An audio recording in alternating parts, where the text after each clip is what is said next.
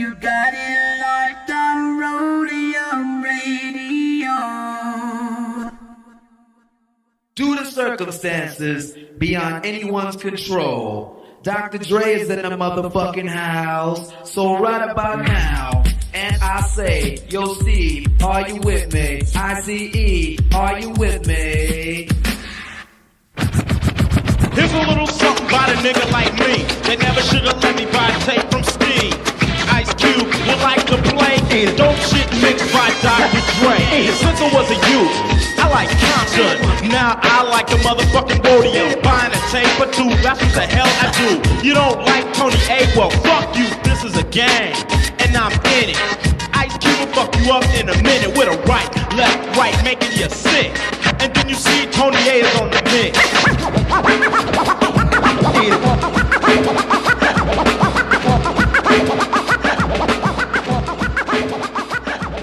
Tony A! Tony A! When you're ready, go.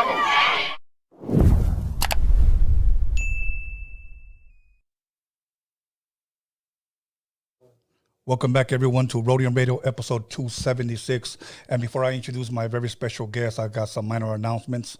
Once again, Friday, me and my co-host, Marvelous Inc., will be here on Freaky Tales, not necessarily on Tony Vision, but on the Freaky Tales page. So if you guys have not subscribed, make sure you guys go to Freaky Tales Podcast on YouTube and subscribe, hit the notification bell button, because we will be going live at 8 o'clock. At 8 o'clock. So make sure you guys watch the Dahmer series, because we're going to be covering a little bit of that. And then towards the end, we'll be taking some phone calls. Other than that, for those of you that are interested in being on Roadium Radio for an interview, submit your music once again to roadiumradio@gmail.com. It should be up on the screen, roadiumradio@gmail.com. Submit it with music, 1 or 2 songs. If you have a video or so, and a short bio will be important. Other than that, if I have anything else to announce, I'll announce it during the show. So, but my next guest is someone absolutely that needs absolutely no introduction. But since this is Roadium Radio and I am your host, I'm going to go ahead and introduce him. Once again, y'all, the king of Inglewood, D-Smoke. What's going on? What's going on? What's up, my brother? How you doing, man? Man, I'm doing excellent. I can't complain. How you? You know what? First and foremost, I'm blessed, and I'm blessed that you're here, because when I put up your flyer on Monday, I got a lot of DMs saying, you're lying, he's not going to be there. So, you know what? We here. Yeah, so I'm thankful that you're here. I want to give a shout out to 3 people, because these 3 people put me up on game when it came to you. And this was, I want to say, around 2020. My boy, Doc Nasty, everybody knows him, Dion from Compton, Keena from Las Vegas, and Magic Girl from Bakersfield. And these 3 people would always talk about, you got to get D-Smoke, you got to get D-Smoke, you got to get D-Smoke. Send me some of his stuff, because, and the reason why I said send me some of his stuff, because for a long time, for about 15 years, I just wasn't into music. When I got a job, I left the industry. 2017, I came back, started the podcast 2019, then everybody started submitting your name. So wow. you popped up a lot. Hey, let's go. So, but before we get started, I have a gift that I want to give you, because you blessed me with some dope vinyl. I'm a vinyl collector. Hey. So before you leave, you got to sign it for me so I can put it up on the wall. I got you. Okay. Got you. I have a gift, okay?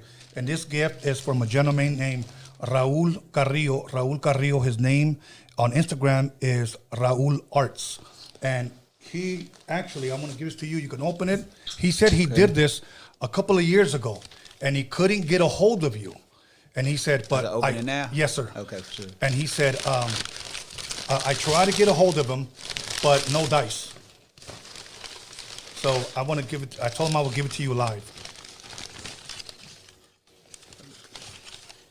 Wow. On wood. Yes. On wood. We got to show him with it. Yes.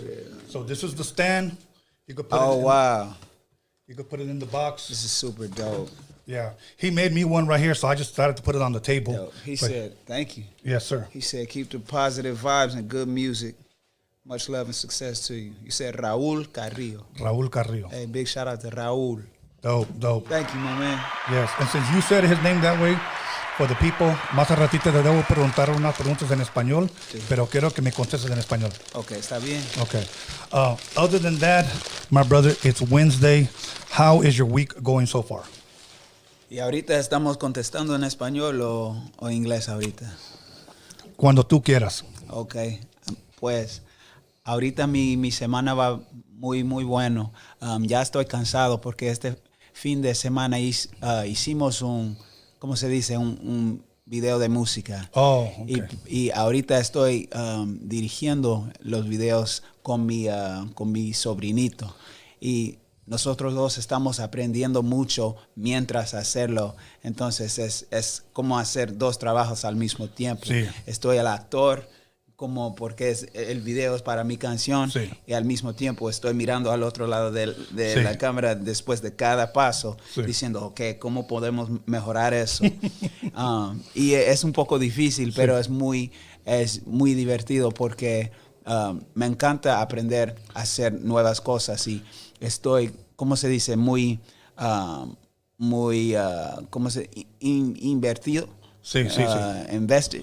Yes, I know what you're saying. Yeah, so es muy importante a mí estar parte de cada, estar en cada parte del proceso de hacer un video de música, porque como artista no quiero que alguien está controlando cómo estoy presentado al público. Sí. Entonces tengo que tener algo que ver con cada decisión en el video. Y ahorita que estoy dirigiendo el video en total, es una responsabilidad muy, muy grande. Y a veces, durante este fin de semana, estaba pensando, yo debía haber llamado a más personas para ayudar con ciertas cosas, pero es una experiencia que necesitaba y ahorita estoy mejorando y creciendo como un director. Director y actor. Y actor, yeah. sí. So for those of you that didn't understand it, make sure you guys press subtitles, bro. Okay, so that's all I'm saying.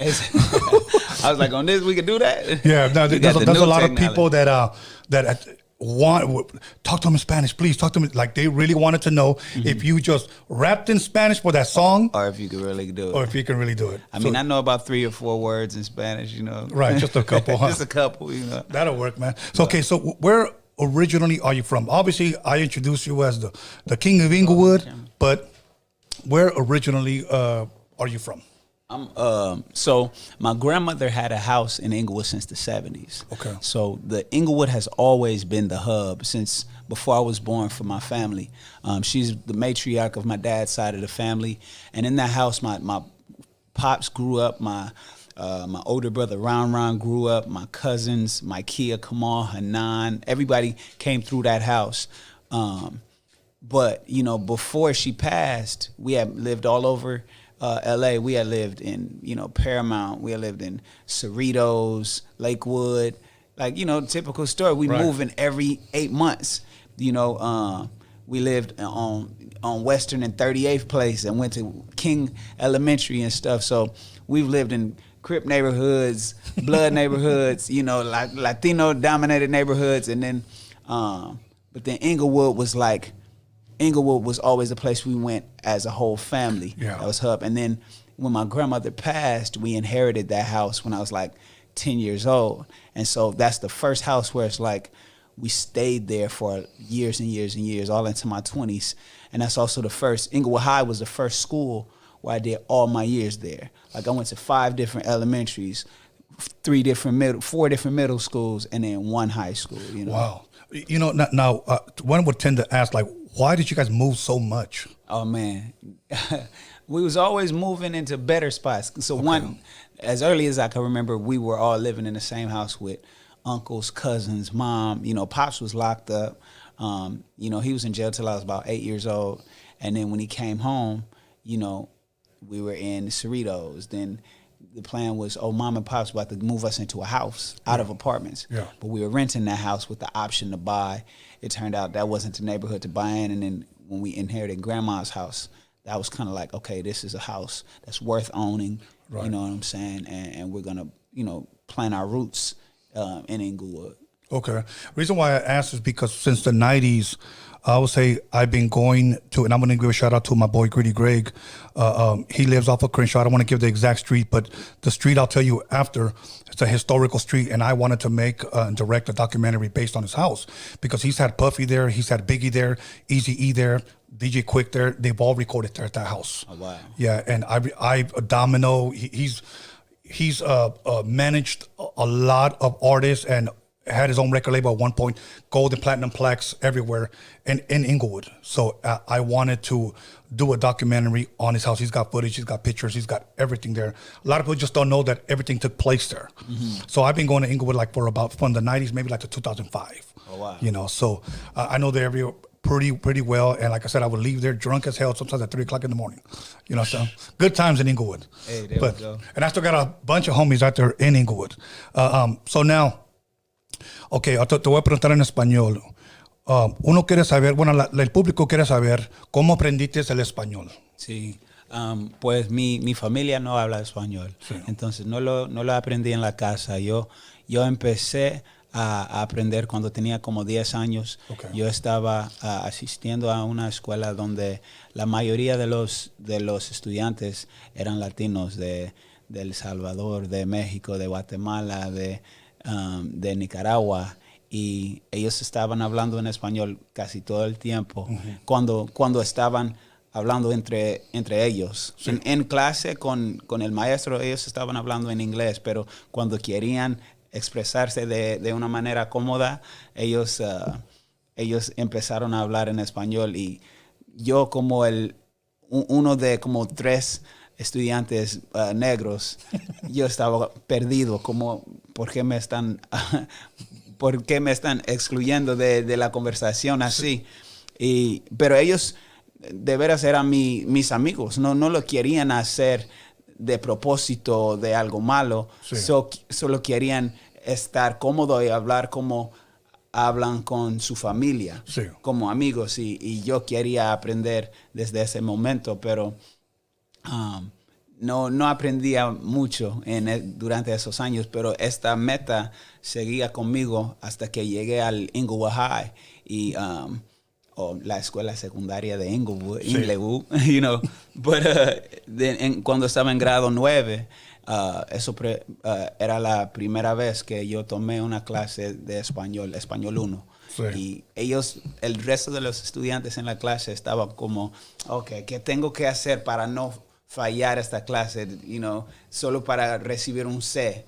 Y yo estaba pensando, okay, cada palabra que me dice él, yo voy a recordar y no voy a olvidar nada. Y desde ese momento empecé a aprender paso a paso. Y aún en Inglewood High, lo pequeño que sabía durante ese tiempo, sí. Yo usé con el acento casi perfecto, porque estaba tratando de convencer a la gente que sabía más que realmente sabía. Entonces, si solo fue, ¿cómo te llamas? Yo lo diría así, ¿cómo te llamas? Y ellos ¿cómo se dice? Respondieron como, yo me llamo eso, y empezaron a hablar mucho, y yo tuve que explicar, eso es la única cosa que sé, pero sí. Yo lo digo con el acento correcto. Entonces, pero para hacerlo de una manera más rápida, yo fui a UCLA, y al principio estaba estudiando economía y negocio, pero ellos no me estaban enseñando lo que yo quería saber para ayudarme con mi negocio, que era una compañía de música. Sí. Yo creí que ese major me iba a ayudar, pero eso fue lo que me estaban enseñando, era muy abstracto. Sí, sí. Pero yo cambié mi major a español y estudié en Costa Rica. Y después de eso, era como un día cuando me dio cuenta de que, ya entiendo mucho español. Y si no sé la palabra, yo puedo preguntar en español qué significa, y ellos me pueden explicar en español. Y eso es a mí ser fluente, you know, yeah. Porque si no tienes que salir del idioma para entender o aprender algo más, ya eres fluente, porque nadie sabe cada palabra en español. Sí, nadie. You know, nadie. Sí. Okay, you know what? And I'm going to switch it up, because there's people that are dying to hear you talk in Spanish, and then there's people that are probably, I don't know what he's saying. I don't know. Okay, but let me tell you guys something, okay? And I'm not trying to be a dickhead. You can talk any way you want. Okay, cool. But my thing is this, that there's a lot of people from my culture that talk about, it's all about the culture, it's all about the culture. Okay, cool. But if you don't speak the language, And if this gentleman right here can speak the language, you can speak the language, okay? So honestly, we are without excuse when we say Viva la Raza, and then somebody talks to you in Spanish and then you say, no Nintendo. No, okay. Okay, come on, man. Come on. Yo lo sabo. Yeah, yo lo sabo. Exactly. So now let me ask you, did the Spanish come easy to you? I was always interested. It wasn't, I did a lot of work. So it's not like it was a little bit of work. Right. It was each step was easy, right? So I learned like something new every single day. But I did a grip of work. It wasn't like I just did a little bit and just all of a sudden woke up and was Spanish and was fluent. But it was something I put in a lot of work to, but the interest was there and I was open to it. You know, a lot of people, you know, they just convince themselves that it's harder than it is. Yeah. You know, so if you open to it, and it's really an attitude thing, you know what I'm saying? Like if you're like a kid and you can laugh at your own mistakes, then you can learn a language. But if making a mistake scares you, like you too, like I don't want to look bad, you know, because you're gonna fuck up. You're gonna be like, exactly. You're gonna say something wrong, like. You know, I said all kind of funny shit. Like when, you know, I was teaching one time, right? And you know, I thought I had picked up on some slang because, mind you, I learned Spanish in school. So most of my Spanish was academic for a long time. I would speak super proper. You know, like you could say to somebody like, "Hey, ¿qué hubo?" You know, like, "What's up?" Right? And I said something like, "¿Qué hubo?" You know, and they was like, "What is up with you?" You know what I'm saying? My students correct me. Or they ask, you know, they be like, "No mames, way," right? Right. And I fucked around and was like, "No me mames," you know, it's like, and they was like, "Don't suck me," right? And I said that in front of the class. And mind you, my first year teaching, I taught Spanish 1, Spanish 2, and Spanish for native speakers. So my being thrown in the classroom, they were like, "How this fool gonna teach us?" Right? Right. But then it was like, so I'm learning slang. They're learning where the accents go and how to write, because they're like, they can't write it for shit, most of them. Right. You know, except for a couple students that was like, bro, I was born in Mexico. Like, so my first couple, elementary school was all in Spanish, so they had theirs down, but everybody else was like, bro, where do the accents go? You know, I was like, okay, well, tiene que poner un acento encima del penúltimo sílaba. You know what I'm saying? Like the second to last syllable, if it ends in a vowel, the letter N or the letter S. You know, so, or if it doesn't end, if it breaks that rule, you know, if the emphasis breaks that rule. So they was like, okay, he know his technical shit, you know. So it was that fair exchange. But, you know, I spent years as a Spanish teacher like that, and people don't know that that's a whole life of its own, you know, like. And it wasn't like I was trying to escape. That's where I was at, and I was happy to be there. It was a dope experience, you know. That's dope, man. That's dope. And we're gonna get a little bit more into you being a teacher. But now, do you come from a big family? A lot of brothers, a lot of sisters. I got 3 brothers, so together we're 4 brothers. Like 4 brothers, you know. Okay.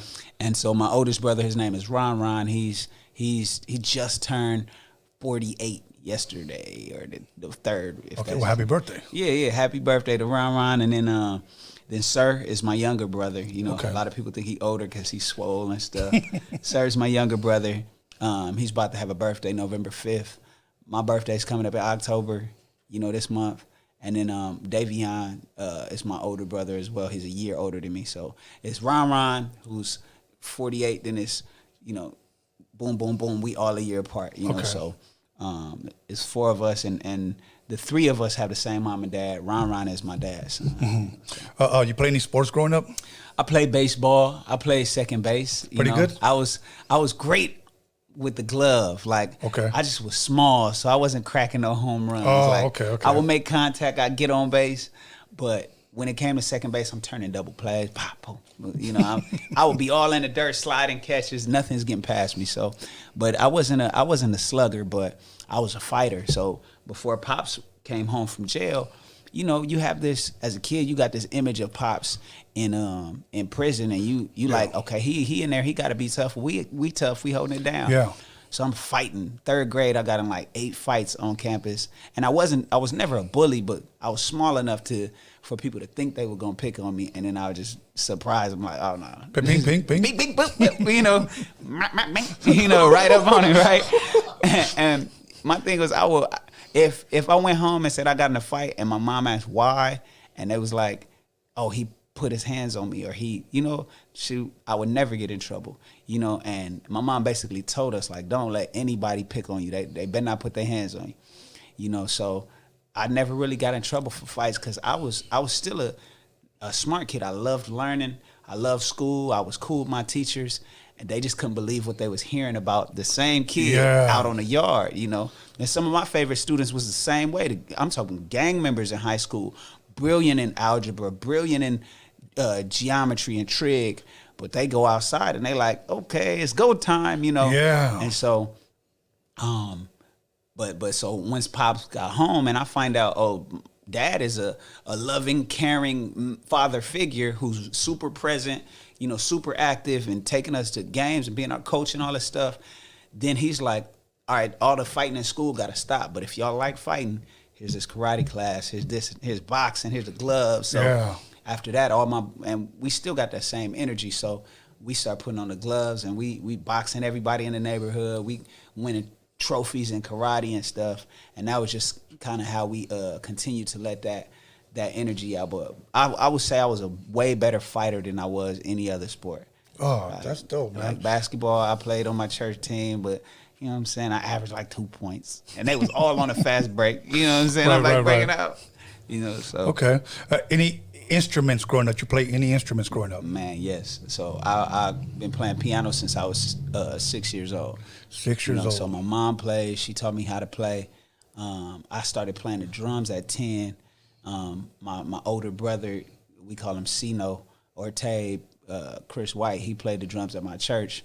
So I would just sit like right next to the drum set and watch how he played and just be picking up stuff because it's just like it's two different energies when you play the drums versus the keys. Yeah, the keys is like the sauce on top. The drums is like the meat, the bass, the broth. Yes, so, yes. I always wanted to play both, and now I play like guitar, a little bit of bass, drums, but. And keys. So okay. So you were telling us that you were good in school. Then you had good grades. Oh, for sure. Man, I wish I could have been that kid, and I'll tell you why. Because I love reading today. I do a lot of reading. But one thing about me, when I was in school, I think what really hurt me, that 11 years old, I graduated 6th grade. My brother's teaching at a club in Long Beach. And he takes me there it's a 16 and over club. Mm-hmm. But from that point on, I didn't care about school no more. All I thought about was girls and music. From 11 years old, okay? You seen it too early. I seen it too early. So from there, I didn't care. So I never applied myself to school. So I wish I could have applied myself. Pretty much what I'm saying. The challenge with school is that it only lets people exercise a certain type of intelligence. And you could be brilliant, but can't really stand the structure of school, so you just want to go elsewhere. Yeah. So it's people like my grandmother bought like properties all over LA off of 8th grade education. Uh-huh. You know what I'm saying? It's rappers, it's been pro, like Lil Wayne was pro, at what, 14, 15? And I don't know, maybe he got a GED, and when you Lil Wayne, you could do that, but it's like school is not the main requisite for success by any means. I just happen to be somebody that's like, I can do this. And the way that people approach sports, I just approach school like I'm competitive.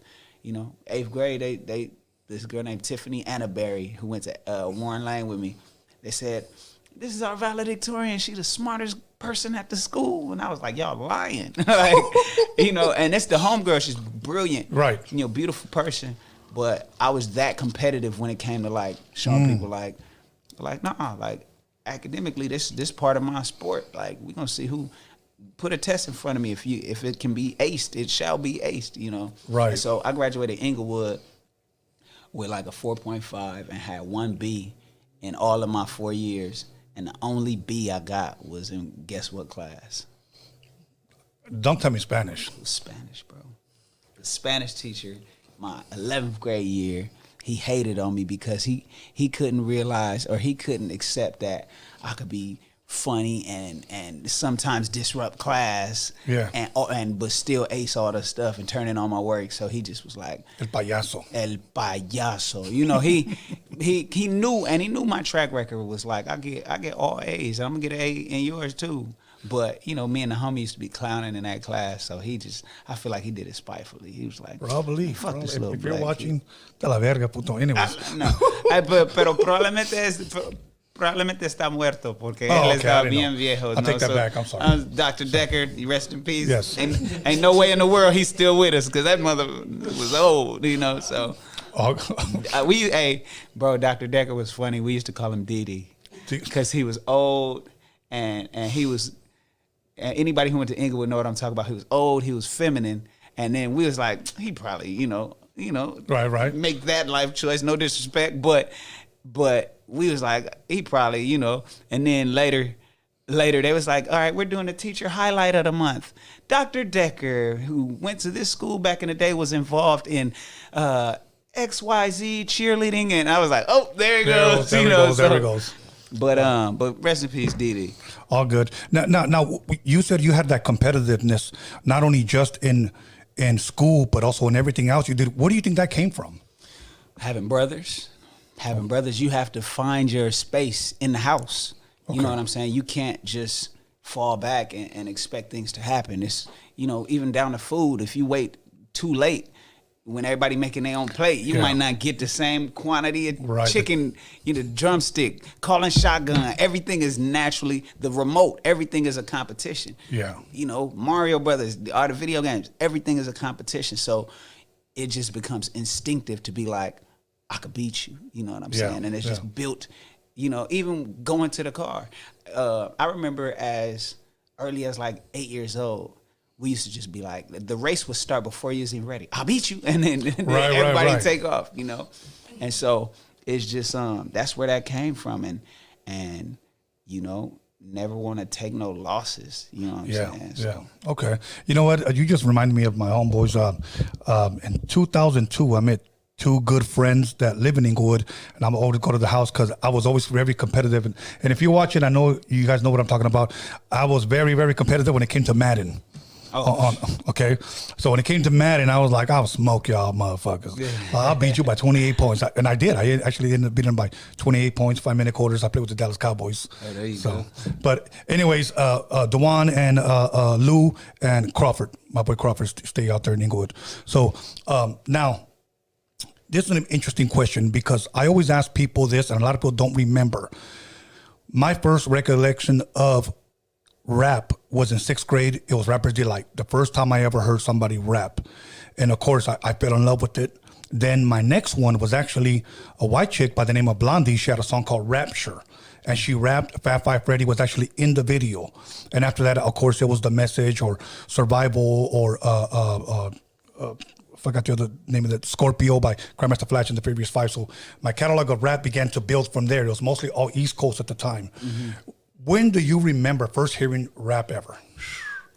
I don't know what was first, but I know around the same time I remember bump, stickity, bump, bump. I got the bumper up to pump up, and I could fire your foe, diddly dumb. Here I come, so pick it up, piper. My hyper than Pinocchio's nose, because I'm a supercalifragilistic tic-tac-toe. Give me a oopsie daisy. Now you drive me crazy with the boop, schooly goo, where's the gravy? So 1, 2, buckle mine, shoot, yeah, but do. So DOS Effects. DOS Effects. I did shows with DOS Effects. Dope. So I remember that, but at the very same time, because I had to be 6 years old, I remember with so much drama in the LBC, it's kind of hard being Snoop D-O-double G, but I somehow, some way keep coming up with funky ass shit like every single day. So may I kick a little something for the G's, you know, but I was listening to it off the radio.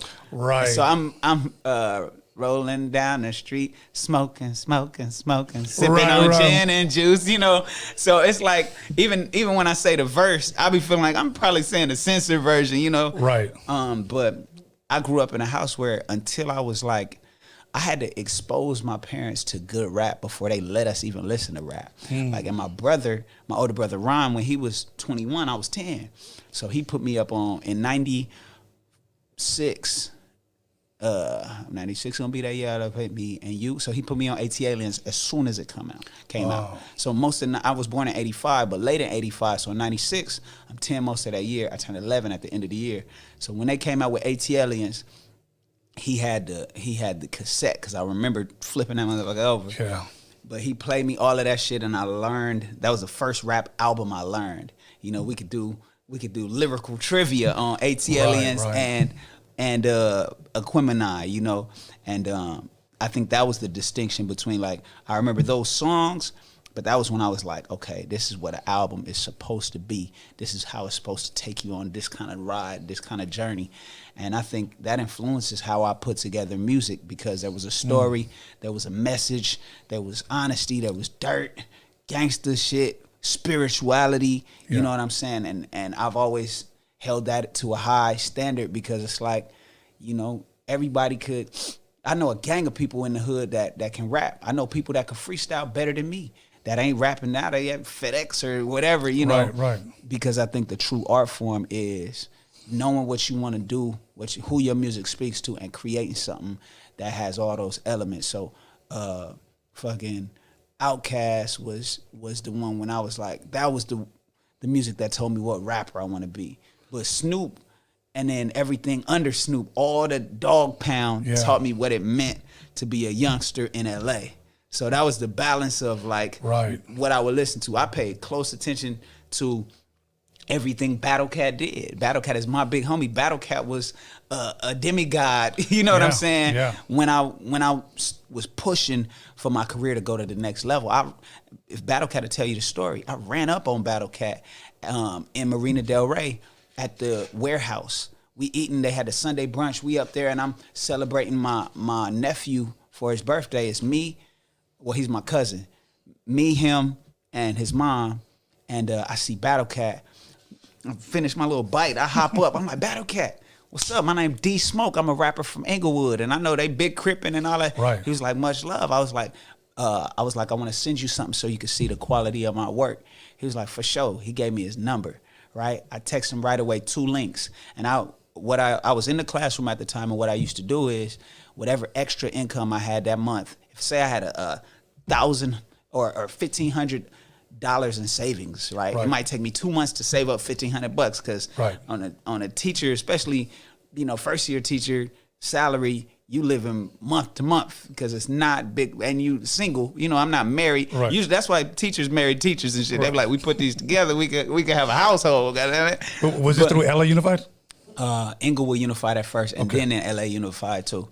So I forget where I was. Probably in LA Unified at the time. Okay. And mind you, I never got a teaching credential. So their human resources is like, you're the black dude that's teaching Spanish that. We heard about being an excellent teacher at this school. They found out ways to get me in there, like, here, temporary permit. Here, we'll hire you as a long-term sub. Here. And that was the entirety of my teaching career. Until the last school was like private contractor. And we'll just have other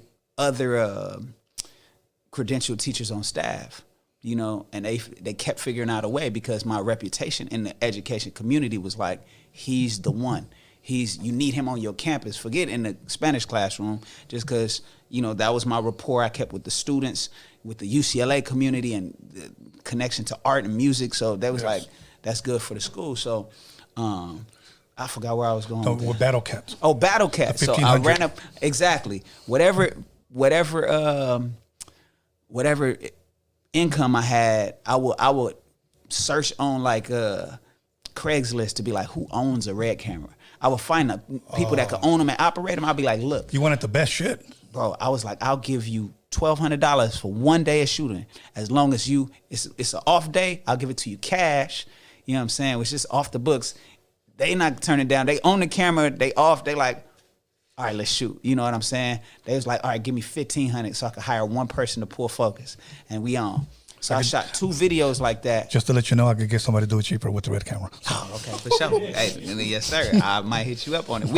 I got a Red camera now, but okay, dope. Ain't nothing wrong with having 2 on that motherfucker, So, but those videos was just to say like, hey, look, I take my artistry this seriously. Yes. I want to distinguish myself from all the LA rappers that's shooting on this level of.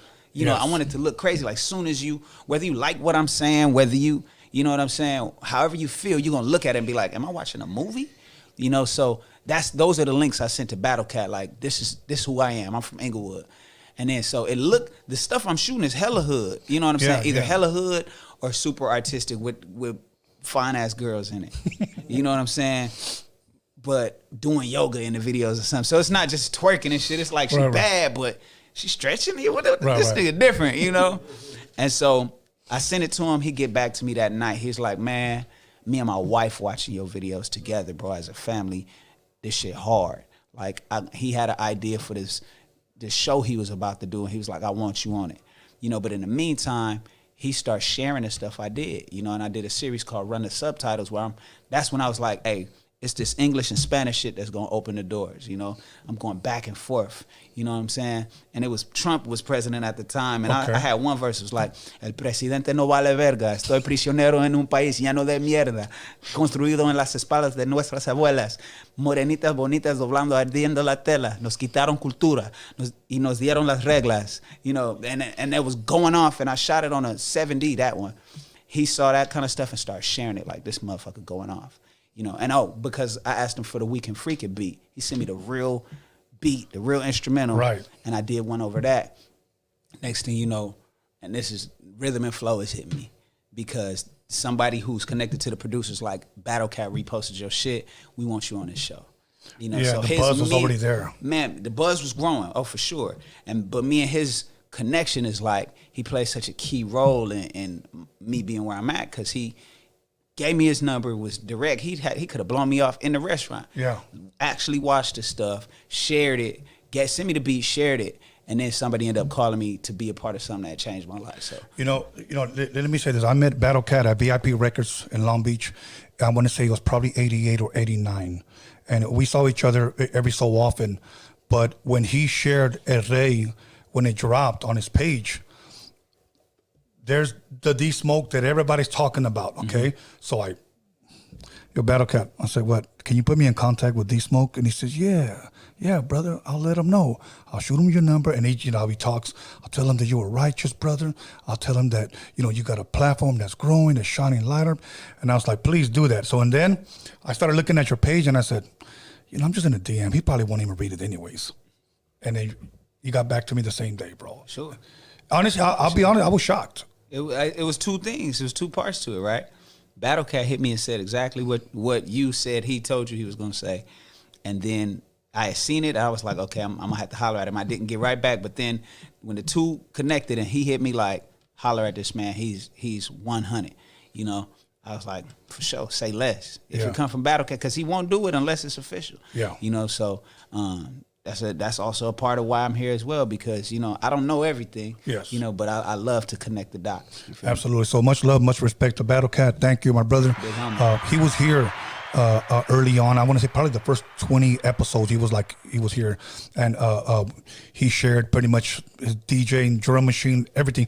I mean, me coming my DJ background, I like talking about needles. I like talking about the little paper that goes in the record hole when the records you scratch it too much and it starts getting loose. I like talking about 1200s. I like talking about mixers. So that's my language with him. Shit that came before my time. Yeah. It's funny you say you were born in 85, and I thought for a second, man, I dropped my first mixtape in 87. Let's go. I was like, wow, I'm that old. So episode 6, Battle Cat. So okay, now and we on 387? 276. Yeah. Good shit. Yeah. So now let me ask you this. So you told me about how you got introduced to rap and pretty much who, if you will, who you looked up to growing up. You said the Snoop, everybody under him, the Outkast, etc., DOS Effects and stuff like that. Mace. Okay. At what point would you say that you started rapping? Do you remember what age? And I'm not just talking about just rapping the lyrics of people's songs, but like, you know what? I'm going to try to do this myself. It's funny. The minute you start to write about something that really matters to you, that's when raps become good. You know what I'm saying? And the first rap that... my first raps were terrible. I was 6 years old, and I just thought if I make words rhyme, it's a rap. But I used to sing. Me and my brothers grew up a singing group, because my mom sings. We grew up in the church singing, playing instruments. And so there was a song about my mom that we were doing, and I said, I want to say a rap on there. And so my first good rap was about my mom because I was writing from a place of like, this means something to me, and at that age, what do you know? Your brothers, your house and your mom in school, so writing about my mom was what introduced me to like, okay, you actually letting your soul pour out on the page because, you know, she was a huge part of my world. She was my world, you know? Yeah. So I was 10 years old when I wrote my first good rap. And it was probably years until I wrote another one. You know what I'm saying? Because I didn't always choose topics that were close to home like that. And that's kind of what's special about Black Habits, my first album. I mean, all of them. But Inglewood High is special because, again, that place meant something to me in two capacities. Yes. As a student and as a teacher. And as a teacher, shit actually was a little bit more gangster than it was as a student because as a student, I was focused. Like, if niggas called me out and wanted to squabble, it was so many niggas I was like, nah, Smoke, I will catch his fate before I let you do it. You are pride. You are a model student. We not letting you do it. You're on the right track. Exactly. You got full scholarships on the way. I took the SAT in the 10th grade and scored higher than the seniors, you know? Wow. And so they before they let me get in a fight where niggas was actually mad at me, they would be like, nope, we'll beat his ass. You know? I would catch my fair ones, but, you know, but as a teacher, so basically as a student, I ignored a whole lot of the bullshit because it's like, man, go home. You know, as a teacher, the gangsters is in my classroom and they now my responsibility. And I'm trying to get them to see, like, look, bro, you're not just that. I'm not trying to tell you you're not a gangster. Right. You're as gangster as you know you are. You know what I'm saying? But you're not limited to that. Because, you know, I got big homies myself who they brilliant. They did time, and part of what kind of clicked in their head was it happened when they was in jail. Like, oh, they connected the dots. They came out and run businesses and got families and all that stuff. So I'm just trying to get them to see that. So, but in doing so, you can't just teach them nothing without them teaching you something. Absolutely. So more of my actual hanging with the G's was when I was a teacher. You know what I'm saying? Like, I had big homies that I hung with in high school, but it was only when shit was safe. They sent me away when the guns came out, and you know, so. But I experienced Inglewood in two capacities, Inglewood High in particular. So that's why that project, when I talk about Lil Red, you know, that's me being the big homie to somebody that had a harder life than me. You know, Lil Red took that gang to the head. His whole story is growing up and getting turned out on some gangbang blood shit before he even matures and develops, like, because he's surrounded by it. You know, so that was Inglewood High, and Black Habits is close to home because it's my family story. Pops being locked up, doing the collect calls, doing conjugal visits, you know what I'm saying, and then him getting out, being a good father and all that stuff, and so then War of Wonders is kind of like being at war with your surroundings, you know. So and now we got another one on the way, but I ain't gonna say too much. No, that's all right. So we'll get to it. Now let me ask you this: what inspired you to become a teacher? Man, it was really based on opportunity. Okay. Like, at the time, we had been signed to a publishing deal, had written a hit for Jaheim called Never, wrote and produced this, a love song. I'm playing keys and writing it. And we had made a little money in the industry, and by a little money, it's like fat checks, but they not consistent enough to be a grip of money. You know what I'm saying? You see 80 grand at 19, you're like, I'm balling. You know what I'm saying? I bought a van, wrapped it, motherfucker. I bought sound system so we could pull up and perform anywhere and all that stuff. And then I'm like, okay, I got 30 left, I'm gonna chill. But then you just start eating good, and then you look up 4 months later and you like, I'm back at square one. I got this big ass van with a sound system in it, and I'm back at my mom's house, you know what I'm saying? Partially because I need to pay a little rent, partially because she need help because the pop separated. So I seen a little money, but it just wasn't income just yet. It was a bag. And then the principal at Inglewood, you know, I was directing a program at UCLA, and the principal at Inglewood was like, man, when you're done with that, I got a job for you here because you're a Spanish major, you fluent, I'm hiring you. You know, so that's how I got into it. It was opportunity. It was me loving, like, I got bit by the education bug while I was a student. You know, I was tutoring as a UCLA student. And but even that happened because one of my mentors, Julian Gordon, he was directing the program and saw me on the walk. I was the kid from Inglewood, and he was like, hey, I got a job for you. Like, just come fill out the paperwork. I was like, I don't need a job. I got a full scholarship. He's like, bring your ass in this office. Right. You know what I'm saying? Like, and so he was like, it's at Inglewood High, and he said it's paid travel time. So when you're on the bus, you getting money too. I was like, all right, shit. You know what I'm saying? So But it was a dope feeling. You knew when you're teaching somebody, you somewhere that matters. And this was in high school, correct? When you started teaching? No, this is in college. Okay, in college, and then but you said Inglewood High, so he had a site. So basically, I'm at UCLA. There's a fleet of vans that take people who work for this program at 2 p.m. to land at Inglewood at 3, to be doing after school programs. So I was an after school program tutor. I'm 18. It's like people still at the school older than me because I graduated at 17, so I'm 18 on my first year. There's people in high school that's still 19, so. It's still like, bro, we ain't supposed to respect you, but they know I made it to college, so.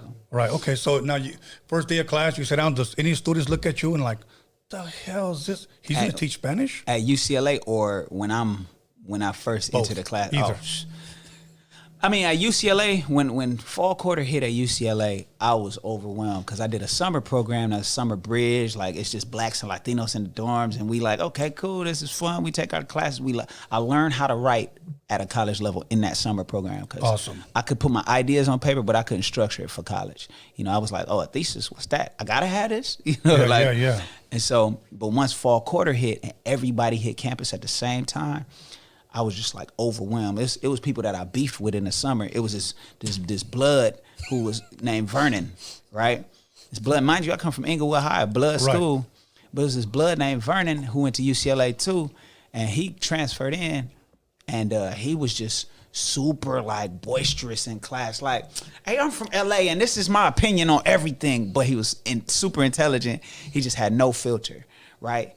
And so all that summer program, I was like, man, this dude Vern get on my nerves. Plus, at the college parties during the summer, Vern is fighting. I'm talking like, and he big, you know what I'm saying? Yeah. So I'm like, man, I don't like him. Then I see him fight in the summer program. I'm like, dang, he beat this nigga out. Like, Vern is real. Like, he's among us, So, so I'm seeing all this shit of Vernon, and I'm like, man, I don't know if I fuck with him. He from the jungles, he just going big on campus. I'm like, bro, these are scholars. You don't have to gangbang on scholars.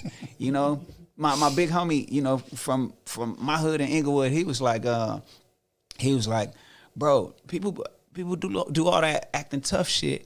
Like, if you want to be real tough, you know exactly where your enemy's at. Right. Go over there, Right. And so that's how I felt like, man, you in college with that. So we actually had a run-in where I was just throwing shit out. Like, we in the computer lab both working on an essay, something real academic, but I'm talking to the homegirl. I'm like, some, keep it gangster, girl, you stupid, and throwing stuff out there. And he just got tired of me making references. I hop up and go to the restroom, and then Vern is like, Vern hops up behind me, like, waits till I'm in the hallway. He was like, hey, my nigga, where you from? I was like, bro, we up at UCLA, my nigga, for real. He was like, you just keep saying stuff, and I just want to see what it is. I was like, I'm from Inglewood. He was like, okay, for sure, it's B-Dogs in Inglewood. I was like, but my nigga, what if I was a Crip? He was like, I just need to know, bro, because you keep saying stuff. I was like, all right, for sure, I'm from Inglewood. He's like, all right, for sure. He left it at that, and I was like, ooh, I don't like to snicker, right? Come fall quarter, everybody hit, and all them unfamiliar faces, people from every walk of the earth, people from China that didn't flew in, and it's like, I'm just lost. Man, I see this nigga Vern from across campus. I must have been like, Vern, like, my nigga. He was like, smoke, like, and then after that, we was cool because you get in a place outside of water, so to speak, and you like, he's more like me than anybody here. You know what I'm saying? And it was my homie OJ, who's in the chair, Crip from Compton. I see OJ on campus. Big locked it up. Big love, to this day. OJ, the first person to put me on Kendrick before I heard anything, and so that's what it was like hitting campus, realizing like, damn, if you from LA, whether you blue or red or Latino, if you understand the hood and you get to campus, then it's like, man, we like us. They don't even, because people who don't get it, who grew up with resources in affluent neighborhoods with parents who run stuff and they never had to worry about nothing and they never had to be that kind of independent or even worry about their safety, they'll never speak the same language, and so that's when you connect with people, across, whereas if I met Vern in the hood, I'd be like, I'm staying away from Vern. Right. But Vern more like me than the other person, Right. Okay. But that's what it's like hitting UCLA campus. When I was a teacher, and the students would come in, they would literally be like, "Where's the teacher?" Don't matter. I'm wearing a suit the first day just so that I can make that distinction. Right. They're like, "Yeah, right. Why this nerd dressed up like that?" Thinking I'm still one of the students just in a suit. I'm like, "I am your teacher. Shut up." They literally be like, "Shut up." I like, "You just told your Spanish teacher to shut up."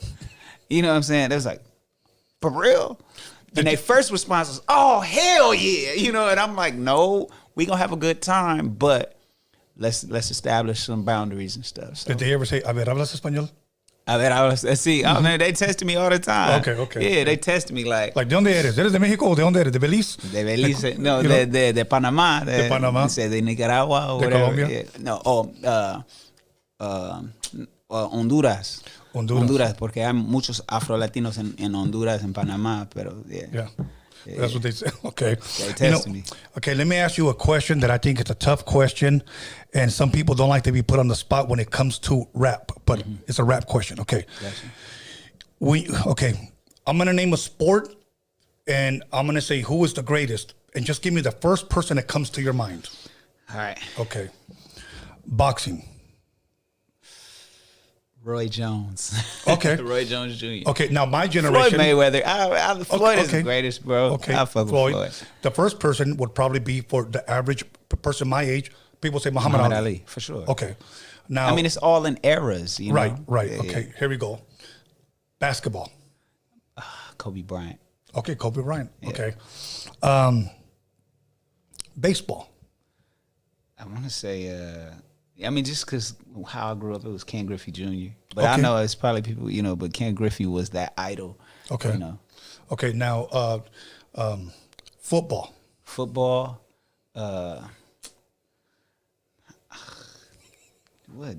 Deion Sanders, Walter Payton, or John Elway, or you know what I'm saying? Oh, but no, the one right now, Shanks, you know who I'm thinking. The quarterback right now is the GOAT. That got more championships than anybody. From what team? Oh, you're talking about Tom Brady? Yeah, Tom Brady. Okay, Tom Brady. Okay, Tom Brady. Okay, and we're talking about the greatest. Okay, keep that in mind. Tom So, Brady, I gotta do it. when somebody mentions martial arts, Bruce Lee. okay, Bruce Lee. Yeah. Okay, now here it is right here. The greatest of all time. Is there, if there is such thing, when you think of rap? Greatest of all time. Is there such a thing? No, it can't be. But I mean, the fair question is top five. My favorite. That's an easier question. Okay. My favorite Top five. is Andre 3000. That's my favorite. Okay, that's fine. Right. My top five includes Jay-Z. Jay-Z. My top five includes. If you do top five or favorite five, you get different answers. My favorite five includes both of those, but then includes Corrupt. You know what I'm saying? Shit. I said Jay-Z. I said I would love. I want to say Kendrick and Cole are some of the best rappers ever, and we got them both right now. Okay. Snoop, Okay. Cube, like Yes, it's yes. like, how do we do it? Then we Right. got to keep going, you know, because Busta Rhymes is incredible. Right. Then you got, Drake is one of the dopest artists of all time. When you look at what he's done and his range of music he can create, so it's So there's not just one then. no, there's not just one. Okay. What question? This is funny, but can I use the restroom mid interview? Yeah, Some that's gangster fine. Shit, I've been drinking water all the time. The whole day I've been drinking like a gallon after a gallon. Now here's what we're gonna do. Okay, my boy's gonna take you. Put the camera on here, and I'll just stall real quick because I want to bring up your albums really quick. All right, for sure. So I'm sitting here trying my best. Like, It's all good. So this is the album called Black Habits, and gave me the vinyl. So we're gonna be going over some of these songs right now, and I believe this is his family, correct? Okay. So and then this one, it's called War and Wonders. Okay. So this one was released in 2021, and we're gonna go over these songs. There's 16 songs on here. So when he gets back, we're definitely gonna go over some of these songs. But what we're gonna do, we're gonna go ahead and be taking calls in a few. Let me see the time. So maybe in about 20 minutes, we're going to be taking calls. So make sure when the number comes up, go ahead and make that call. And, I just want to respectfully ask you guys that when you guys call, tell us your name, where you're calling from, and please get to the question, because a lot of you guys, I understand, want to have a conversation. I'm being mindful of the next caller. So please just make it quick. My name is so-and-so. I'm calling for so-and-so, and this is my question. Okay? And let's go with that. Other than that, once again, Friday, I'll be here with Marvelous Inc. on Freaky Tales Podcast. So make sure you guys go ahead to subscribe to Freaky Tales Podcast on YouTube. Other than that, once again, I'll just repeat it for those of you that want to be or appear on Roadium Radio. Please submit your music to roadiumradio@gmail.com. I don't know if you could bring that up, Norbert. roadiumradio@gmail.com. If not, we'll just rewind it to the very beginning, and our info's there. So what I require is at least a couple of songs, at least 2 or 3 songs. If you got a video or 2, please include that in there, and a short bio. It's very important that you guys include a short bio. That way, at least it gives me a little bit of your background. Now, some of you may say, you know what, it's not necessary to have a bio today. Yes, it is. Yes, it is. Okay. If you want to be a professional about it, and you care about your business, you care about yourself, you care about your brand, you care about your music, have a bio. If somebody says, well, what a bio is, honestly, Google it or DM me, and I'll give you an example. And then maybe we can connect you with someone that can create a 1-page bio on yourself. Okay.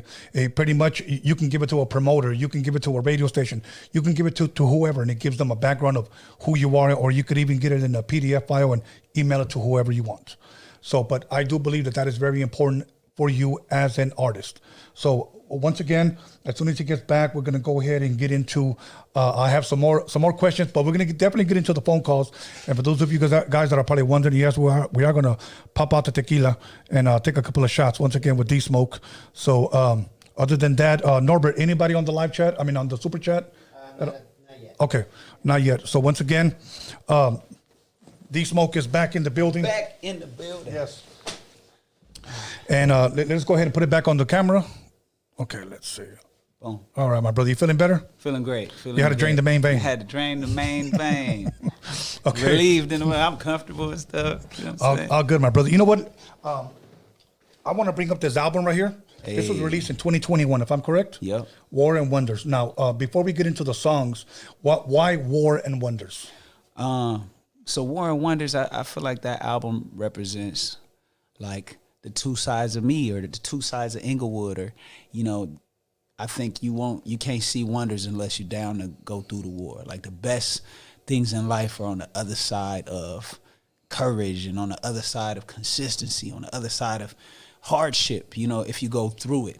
If you cower away from it, then you never see wonders. You got people working jobs right now that's like with dormant dreams because they didn't go through the phase that makes them earn those, those things. So that's what War and Wonders is about. And I think it's got that duality as a project. There's so many like beautiful musical moments. There's so much, but there's also that, you know what I'm saying, dark kind of elements to the subject matter. And it's at a time when we was, a lot of that was created during the pandemic. A lot of which I feel like was staged, and I felt like I was at odds with the world, because I was one of those people like, man, y'all really believe the narrative that you're giving, and that shit just frustrated me to no end. So some of that, my little bit of commentary, because at the time, if you outwardly spoke against what you saw going on, then it was real life consequences. You know what I'm saying? So, okay. So that's where War and Wonders came from. What I'm going to do, we're going to go over some of the songs. You got about 16 songs, and I know we're not going to be able to cover pretty much your entire career through this interview, but I do want to get into as far as the rhythm and flow. Yep. Okay. Now, Dirty Mercedes, because you already covered War and Wonders, was track 1. Yeah. Okay. Track number 2, Dirty Mercedes. Dirty Mercedes. I consider myself a dirty Mercedes. Like rough around the edges. You could drive a Mercedes through the mud, but a Mercedes with mud on it is not a Toyota Corolla. It's a Mercedes. You know what I'm saying? Right. And that's us in the hood. Like, we're not Corollas. You know what I'm saying? Because what's on the inside of you comes from what you've endured, what you've experienced, what you've overcome. You know, it's people in Beverly Hills that haven't endured and had the challenges we've overcome, and not that makes them less of a person necessarily. Right. And I'm sure they have their own challenges that are different. But, you know, I know diamonds that come from Inglewood, that come from the pressure of our existence, you know. And so Dirty Mercedes is like, days gone by, mad confusion, hate on my evolution, they know my path but can't carry weight on my back cause few can. What can I say? I got a ways to go. So it's a self-acceptance song, you know. And knowing your worth despite how dirty this shit get or how dirty you get in this motherfucker. That's dope, man. That's dope. Okay, we got Shame on You. Shame on You. That's my challenge to the public, to the person. Like, you know, it's basically, if you ain't getting it, then shame on you. Like, at the end of the day, you gotta take responsibility for where you at. Like, it's a book called As a Man Thinketh, and it's basically like, you the one to blame for you. You know, You're the one to blame for you. After I mean, you're not the one to blame for your start, but you are the one to blame for your finish. You know, and that reminds me of a quote that I saw on social media, and it said, if you believe life has robbed you, it was probably an inside job. Crazy. You robbed yourself by believing that. Yes, by believing that. That's crazy. The other one is Road Rage, featuring Road Rage. Marsha and Dim Joints. Marsha Ambrosius and Dim Joints. Yes. So Dim Joints produced that. Road Rage is, man, that's the only track on there where somebody else wrote the hook. Really? And Dim Joints wrote the hook. So I'm taking up both lanes, and he just played it for me like that. I was like, let me get on this shit, please.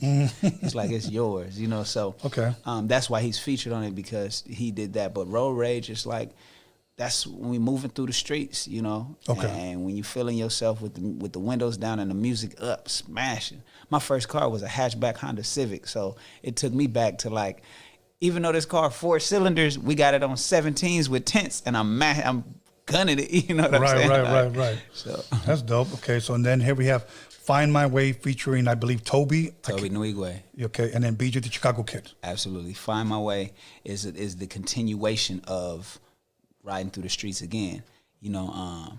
And now I would say that flow is influenced by Snoop, you know what I'm saying? Okay. How I approached it was like my new incarnation of a Snoop Dogg vibe, you know. I said, I'm riding, sliding, dipping through the streets at a slow creep. Quota for the week, said we vibing till we find a sweet lick on the free tip. MC Hammer for the defense, heat by my side is belly 7:30 in the sun, climbing over the east side horizon with suit and tie. I'm headed to the biggest stage I ever engaged. In the classroom, I lead with passion. Still I'm a tyrant. Spanish teacher be boxing and beating up on these beats. Better students ain't no got the heat up under the seat, cause he traveled through 5 different hoods between his commute. Light a fire, inspired and write, record and repeat. I be damned if a hater stop me from doing the Lord's work. Niggas be banging the turf as if this is your dirt. Me and my hater, 2 polar opposite titans. One of us ain't about nothing, the other one black and vibrant. We riding. You know what I'm saying? So that's my Snoop influence flow. I love that song, you know. So Crossover featuring West Side Boogie. Crossover. So Crossover is it's like a day on the yard. The basketballs come out. You know, it's like in the video we're literally playing basketball, but you know, somebody get fouled too hard or all that shit. The guns can come out at the park. You know what I'm saying? Yes. So it's that metaphor of like how quickly people switch up. Like they'll act tough, but when the guns come out, they different. You know what I'm saying? So Crossover is just explaining the politics of the hood and how people project one thing, but when it gets serious, they could be something else. Like the real gangsters that I knew never acted gangster. They was funny people, loving people, like affectionate with their people, like hugs. Man, I love you, take care, bro. And then if it come to it, they turn up like, and not even angry. All that anger, that's a projection. Real gangsters would laugh and beat you up at the same time. Like, all right, come on, you know, like so. You know, that's what that's about. Okay, and then we have Common Sense featuring Sir. Common Sense is one of my favorite moments on that project. It is a true moment to get poetic, you know, get artistic. When I told you Andre 3000 is one of my favorite, you know, that's one of those like I can just speak my creative mind without trying to be like, what does this mean to people? There's room for interpretation, but artistically it's beautiful. Sonically it's beautiful. And then Sir got on, and he understands that because he's just as creative, if not more creative than me, you know. So, and to share a brother moment is always just like super dope. Dope. Okay, then we have track number 9, Why Not? Why Run? Oh, I'm sorry, I read 2 different words. I got you. Why Run? So Why Run is a story about my young homie K-Bone, who got killed. You know, K-Bone was in Inglewood. He used to ride scooters through the neighborhood. He was the one who knew how to, you know, take the motor off the lawnmower and put it on the scooter and make it run. And he was one of those guys. He was one of those guys, a tiny red scooter just low to the ground, you know. And he was also one of the kids who, when we brought out the boxing gloves during the summer and everybody catching phase, he was like, nah, I'm cool. Like, I don't want to fight. Fighting ain't my thing. So then I look up when I'm at UCLA and I'm tutoring at Morningside. I see who he running with. I'm like, oh, these are the gang members. And he's like, yeah, I know. And I was like, you bang now? Like, you was the funny kid. You was smiles and dirt bikes. He was like, yeah, now it's Inglewood families. You know, I was like, all right, bro. Like, I just never saw that in you, right? So, long story short, he get killed. You know, they said it was I'm not a straight bullet, but they said they was fucking with guns and it went off and he, you know what I'm saying? But it was just like, it was just talking about him and talking about the wood and how niggas, you know, I mean, he was one of the verses. The other verses basically, why run from yourself, you know? So Okay. Then track number 10, Stay True, featuring John Legend. Stay True. Stay True is one of those direct ones. It's kind of self-explanatory in the title. It's really like talking about Inglewood, what it means to be true to yourself, or what it means to be true to the streets even. You know, and it's a couple stories, but the hook is live, die, rain, shine. Bitch, I stay true to this. You know, so it's like that voice of like, I know so many people who chose the hood, like, and they're like, I'm not ambitious, bro. I live by this shit, and I take pride in it. This is the life I chose, and I'm content with that. And that's a powerful decision because so many people are like, oh, I want to be here, and the thing about not wanting to escape the hood is like, you can appreciate what happens right there in that moment, and that's a interesting and in a certain artistic way a beautiful existence because it's like I'm content. But I'm content, but I know what the dangers come with it, and I accept all that. There's so many people that can't find self-acceptance. There's people with a gang of money that's still trying to find that. Yes. So it's interesting when there's somebody that's true, like staying true to what their existence is, even if that's like, I heard my cousin when he was gangbanging, he said, man, my dream was to die in my hood so I could say I was that about my shit.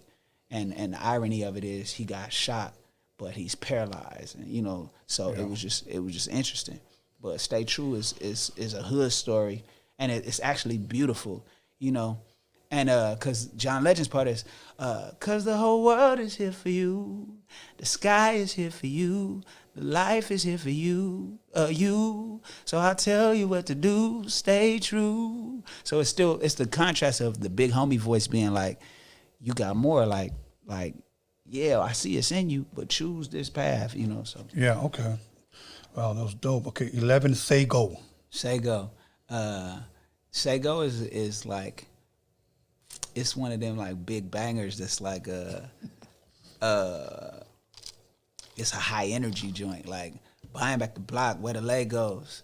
If a nigga hate, then it's say so. You looking at then it's if a nigga hate, then it's case closed. You looking at the great with the say so. I'm ready, like for whatever. So say go, like it's when you ready, prepare for whatever, and you that person, like, and that's exactly how I feel when I'm in Inglewood. Like it's a lot of love in the city, and it's the irony of it is it primarily is because I didn't push the gangbang line, you know, and I've never been out gangbanging actively. I was, you know, very familiar, super affiliated. For those who know, they know, and those who don't, the big homies never required me to push it anyway.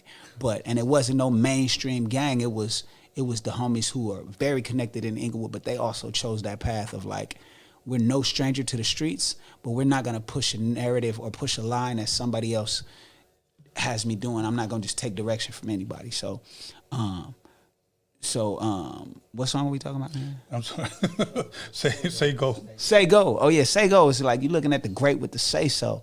You know, like, and that's where I feel like I am. It's people who are invested in me, in my health, in my well-being. So if I tell them somebody's threatening that, they like, say go. We got you. You know, we gonna slide. And then, so the main line is that if I get a word, the homies gonna hydroplane. You know, they gonna slide. You know, so. And they told me that, and I told them, I had to tell the homies, like, chill out. I don't have enemies right now. I'm blessed. Yes. You know, but they like, in case you do. Just in case. Just in case you do. You know what I'm saying? Shout That'll out to work. the homies. Okay, so Good Thing, D-Smoke, and Ty Dolla $ign. Oh man, that's it's like an inspirational banger. You know, it's like a banger with a message. Like I heard good things come in many forms. Get your blessings in the morning. Shook them fake friends, wasn't heading where I'm going. Life is something like a poem. I heard good things come in many forms. Cry now, get your blessings in the morning. Searching through the wind, trying to get through the storm.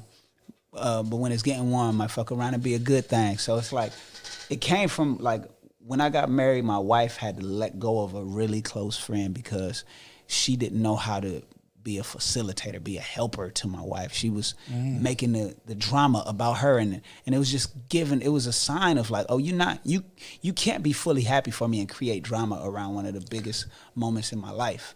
So if this is how this starts off, we gonna go ahead and nip it in the bud, and it might fuck around and be a good thing. You know what I'm saying? So and I had to tell her something like that, and that's where that song come from. I was like, and I hit Ty, and Ty was like, bro, say less. So okay, then we got Sleepwalking featuring Fireboy DML. Sleepwalking. I did that song in Nigeria when I went out there to work with a lot of Nigerian artists. That trip produced like 3 different songs, you know, one with Fino, one with Reminisce. You know, it's just, I did a lot of work out there, and the video for Shame on You was shot in Nigeria as well, in addition to here. Dope. So then we have track 14. We got 3 more. Better Half. Better Half. So Better Half is a gangster's ode to his lady. You know what I'm saying? So everybody talks about love from the romantic standpoint, but real men know that love, if you really love a woman, it's a responsibility. And if you accept and take pride in that responsibility, then you, to a certain extent, in my position, like not... There are role reversals. Not every man got to be the provider. Their wife is successful. They know how to take care of the kids, you know. And everybody should know how to take care of some kids. Just like I think everybody should know how to cook. You know what I'm saying? So, but as a man, there's a part of me that I don't care. I want to provide, you know. And so, Better Half is like talking about my wife, but it's like. What we imagine, it's like the vision of a relationship, not so much from a romantic standpoint, but where we're headed. Because a woman is attracted to a man that has a sense of direction. As soon as you turn and she's your sense of direction, she gonna be like, get off me. But as soon as your sense of direction is like, I'm heading this way and life is gonna improve and we're gonna grow, then she's like, I wanna be by your side as this happens and we can have this.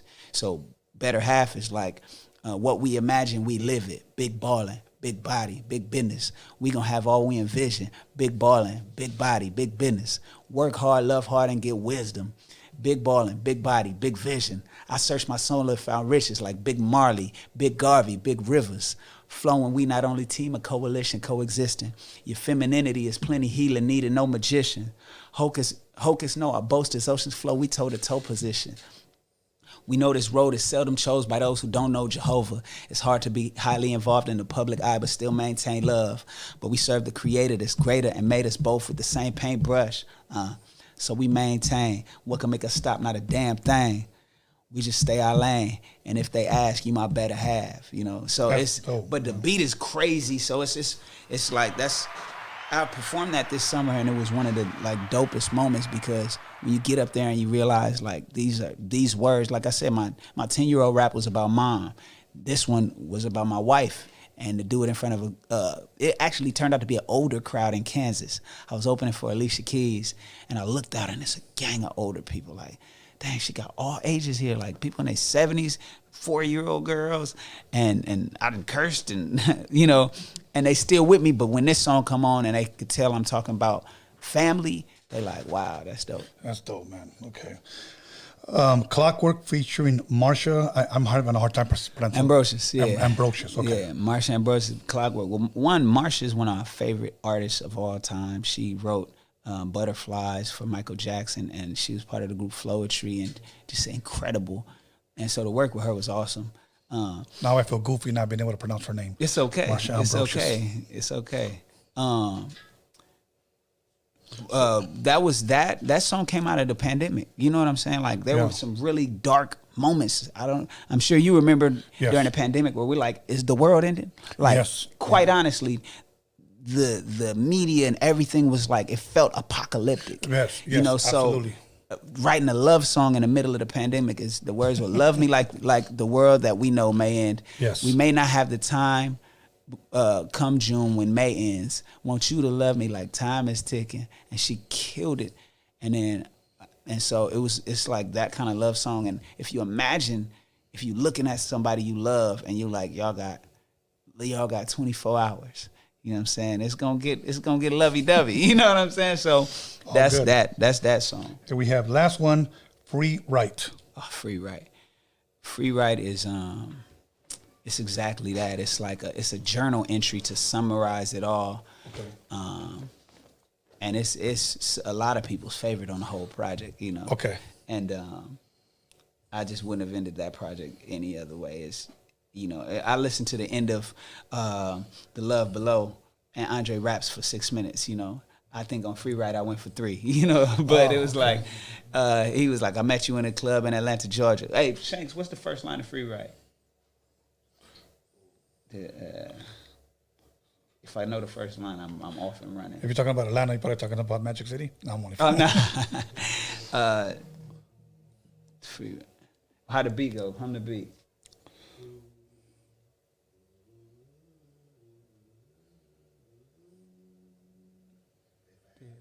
Huh? Fifth Ave? I don't start off with Fifth Ave. You start off Super. That ain't the first line. Oh man, it's all good. It's all good. But it's a journal entry, so it's really dope. Let me move on to my next question because I got 3 more questions. Okay. And then we'll take some calls. Okay, Black Habits. Who is this in the picture? Obviously, I can make it out, but I want you to explain it. At the top, the tall gentleman is my dad. Okay. You know, at the time, I think he was in Mule Creek Correctional Facility. Okay. And then, you know, just under him is my mom, who at that time, if I was 6 there, she was 27, which is 10 years younger than I am right now. Okay. You know, and I have no kids. She had 3 at the time, you know. To my right in that picture, to the left on this album cover is Sir, you know. And then to his left is my brother Davion. And, you know, it's interesting. Like, we thought about doing that picture black and white, but we were like, nah, because I'm the only one with this bright yellow and red shirt. They both got on white tees, you know, so it looked like my cover anyway. But what's so funny is I've seen a documentary on Big U. Yes. And his family has a picture that's eerily similar to this. Really? So he took a picture like this in front of that same gate because I believe when they did like conjugal visits, that's where they had the families, you know, like take pictures, you know. So I saw his documentary and I saw that and I thought I was looking at the album cover and I blinked. I was like, oh shit, you know. And then I've had a chance to speak with him about it. He pulled up on me at the beach. He's like, what up, D-Smoke, man? My family telling me about you, this and that, the other. And then I was like, oh, dope, man. I'm thinking he a fan. Right. I was like, so what's your name, brother? He was like, Big U. I was like, oh shit, like good to meet you, you know. So, but yeah, that's that picture. It's a real family moment. Thank you, man.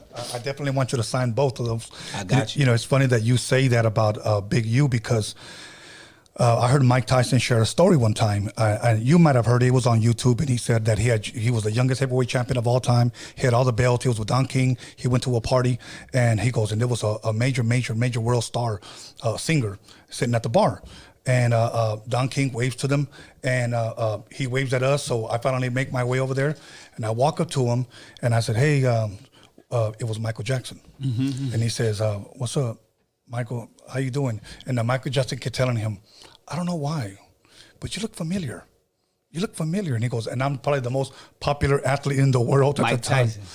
Michael Jackson was telling Mike Tyson that. Yes. Yeah. He was telling him, you know what? Yeah, you look real familiar. You look real familiar. He goes, he made me feel that small, man. I think he did that on purpose, you know. But he goes, I'm going to do that to somebody. Watch. Yeah. But thought that was hilarious. Hilarious. So now, my last two questions before we start taking calls. Okay, Rhythm and Flow, I believe it took place 2019. Mm-hmm. Okay.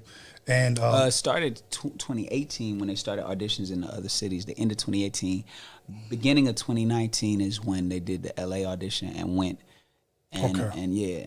And it lasted about a month, if I'm correct? A month and a half, yeah. Okay, about a month and a half. And you ended up winning. Yep. Okay. You had mentioned earlier that changed your life. Absolutely. You know, can you kind of just give us a picture of how that changed your life? Well, if you can imagine having 7,000 followers in September 30th, right? And by November 15th, having 1.5 million followers. And in one night when it first hit, 100,000 followers. The next series of episodes a week later hit, they grew to 500,000 followers. Then they find out you win, and it grows to 1.3, like overnight, like literally overnight. And I've been doing music my whole life. Like I started playing keys at 6 years old and singing in church and playing in church early. But so like Pharrell said,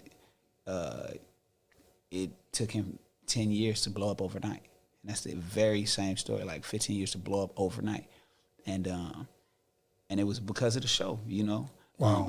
But of course, my ability to shine in that way with that level of competition on the show had to do with all of those years. But nobody sees that work. Nobody, yeah. That's the ice. That's the underwater part of the iceberg. They just see they say, I've been following you since Rhythm and Flow. When there's people that's been following me since 2004. You know what I'm saying? Right.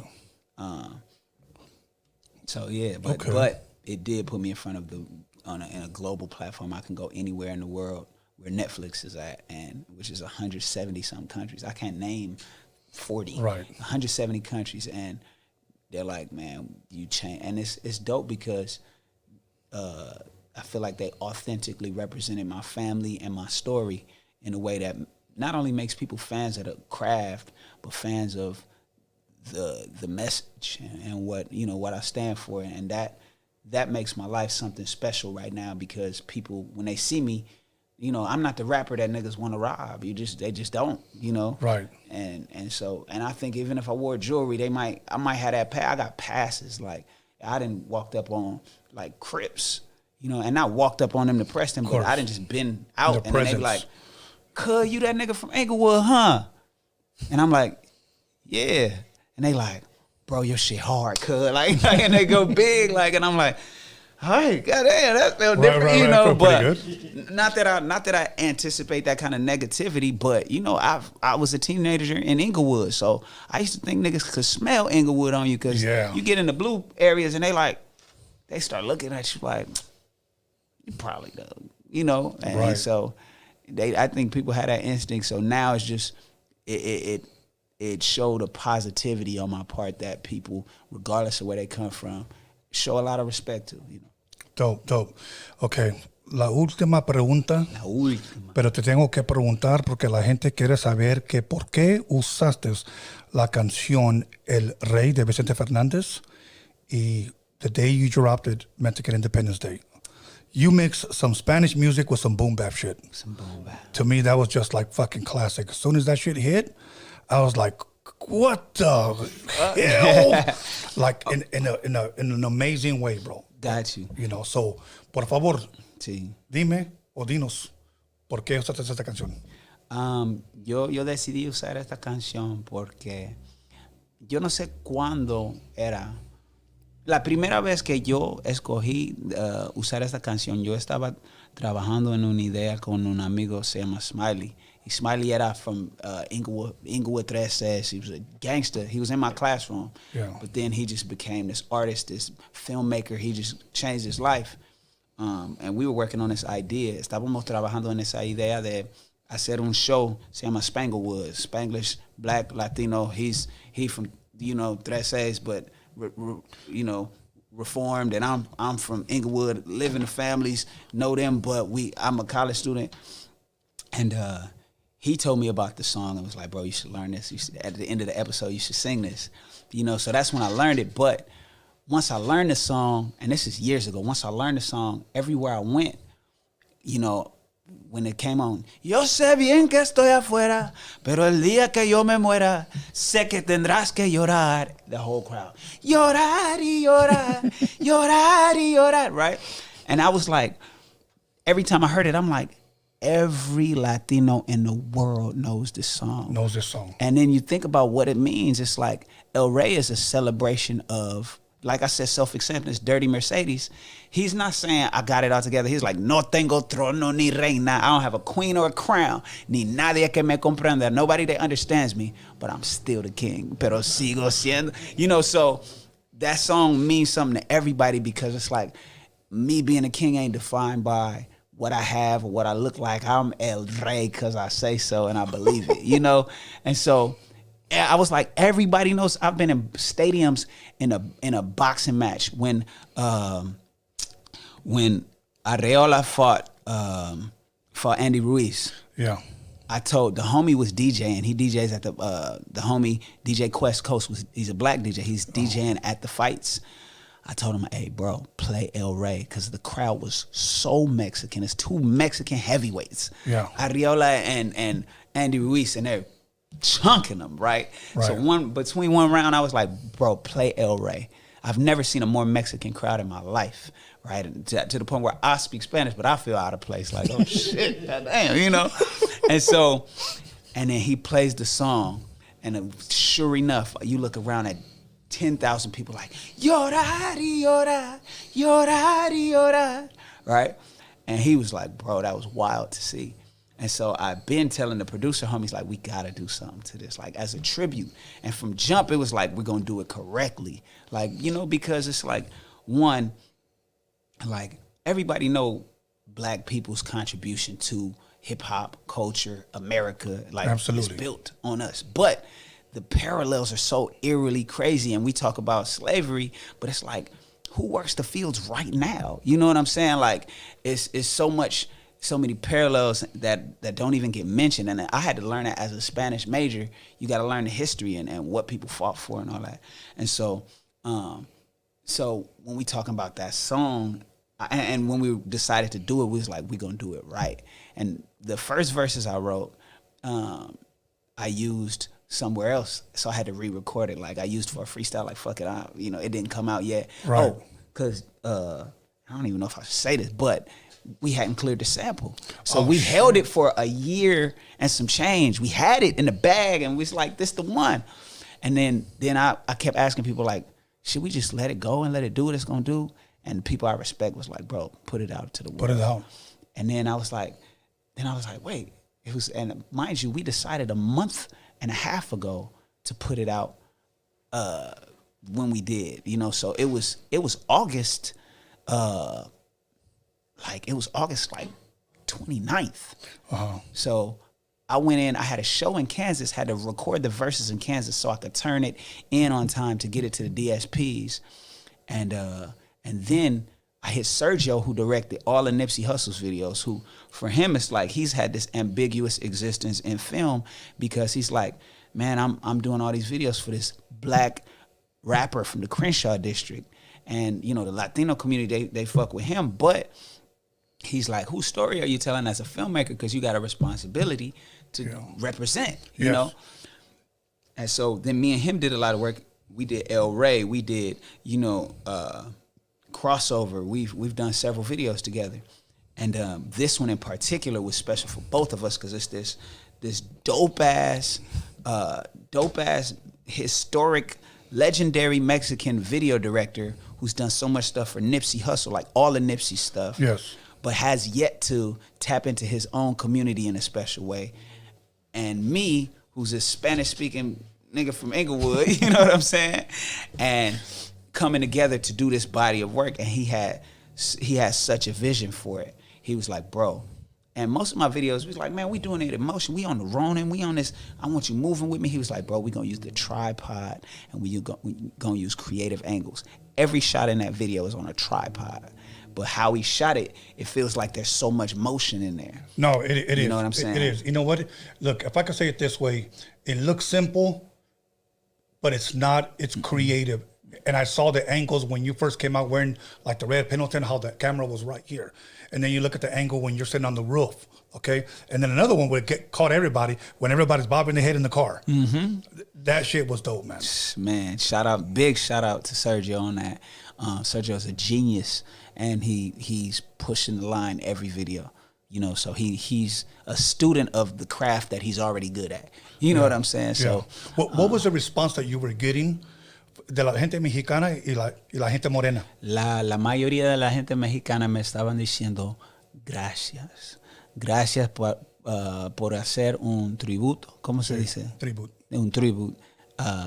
De una manera respetuoso, de una manera auténtico. Sí.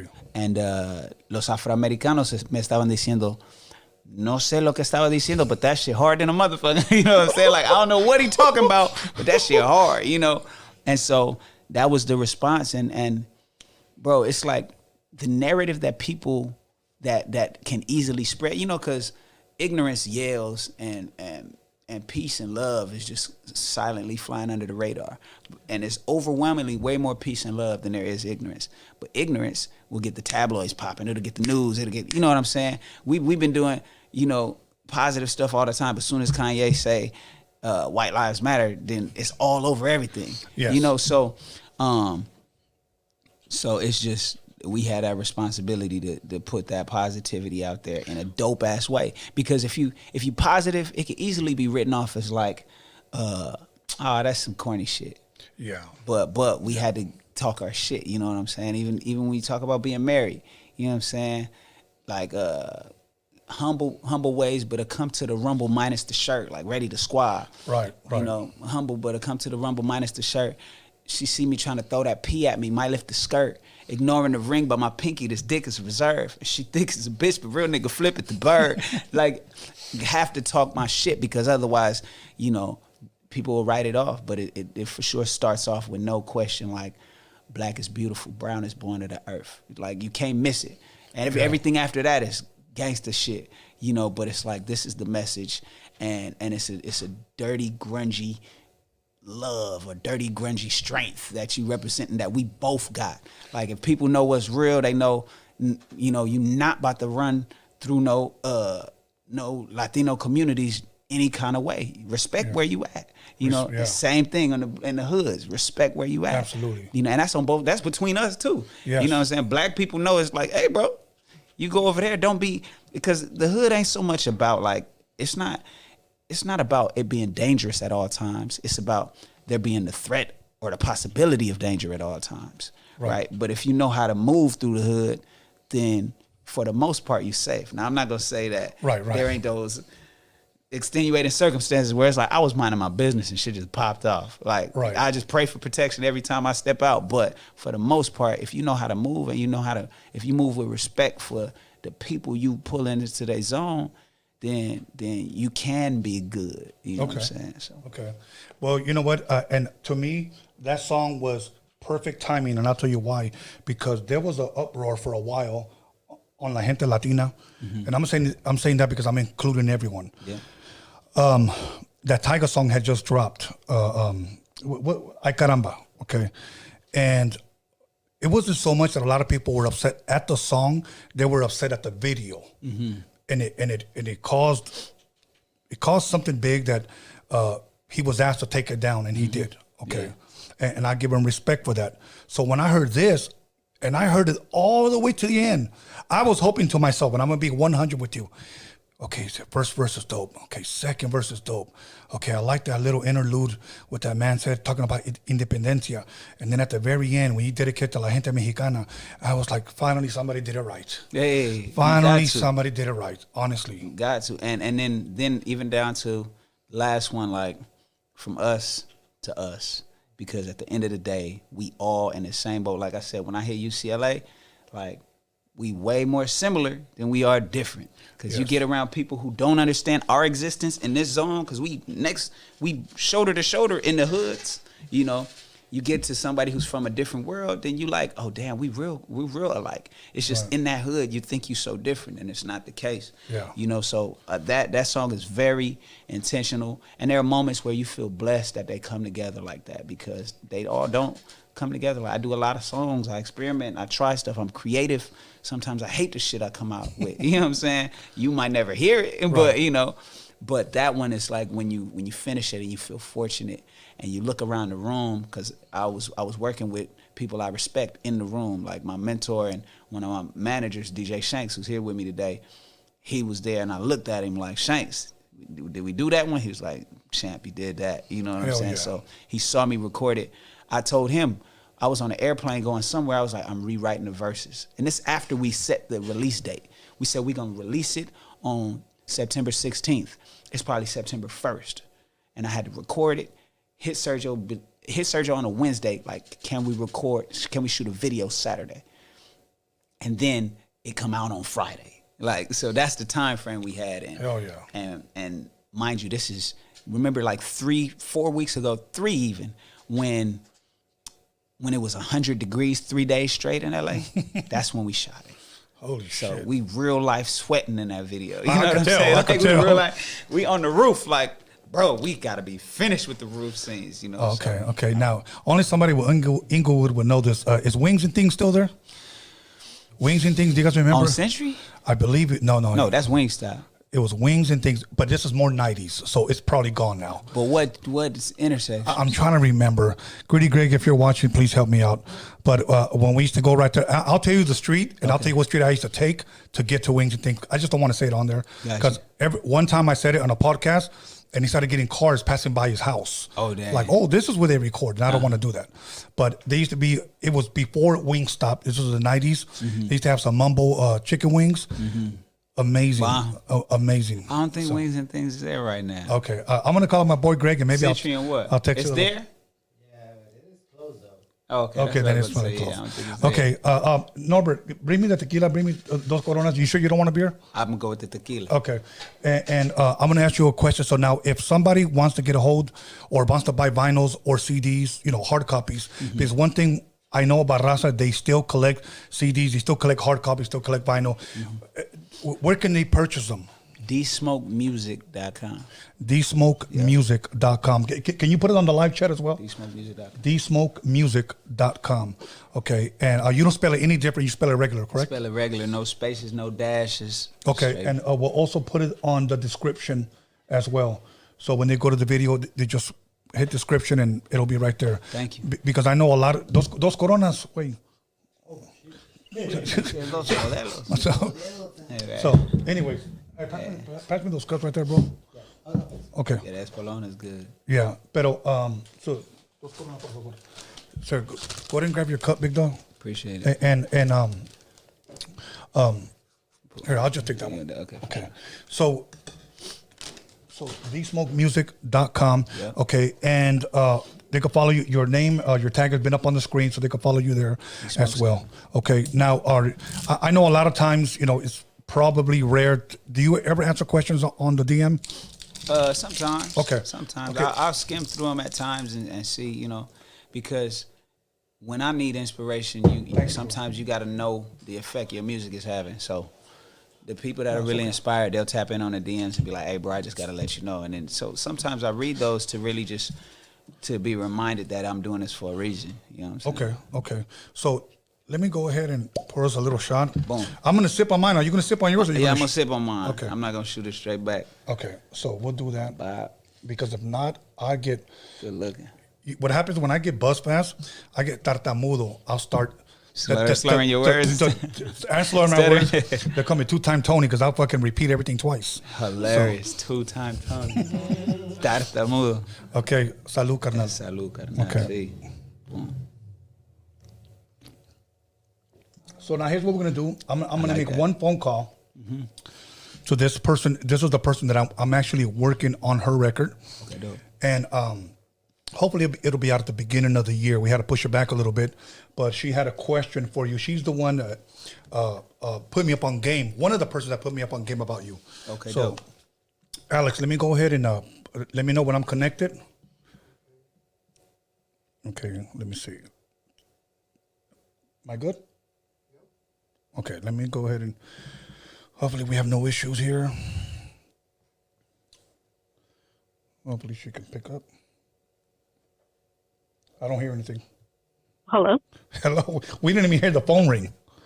Oh, nuh-uh. Yes. So it's all Damn good. it, Alex. Fix the line. No, I'm just kidding. What is that sound? What is that sound right there? Is that your phone? I'm not sure. Hold on 1 second. Okay, cool. We got it. All right. I was about to freestyle over it. Chilling with the homie Tony Vision. Every minute. Okay, you know what? Go ahead and introduce yourself to D-Smoke and let them know where you're from. Okay, so my name is Magic Girl. Oh, my God. We're not taking phone calls yet. Stop. Okay. Hold on. This thing. My apologies. Hold on. We're not taking phone calls yet. Oh, that's what that was? Yeah. Hello? Okay. Your name is Magic Girl. Let's start right there again. What's up, Magic Girl? Okay, so my name is Magic Girl. I'm from Bakersfield, California. And I've actually been following you since a little bit before Rhythm and Flow. Dope. I was actually really caught off guard when I heard that you were on the series, because I was like, dude, this guy is so like one of the most underrated independent artists. Like, he's so talented. And my thing is that you're one of the few people that I know that are rappers that are actually musicians. You don't just rap. You know what I'm saying? Like, you have so many things to bring to the table, and you can write. You're so diverse. Thank you. And I just want to say congratulations on your win. I know that Tony asked you how it changed your life being on Rhythm and Flow.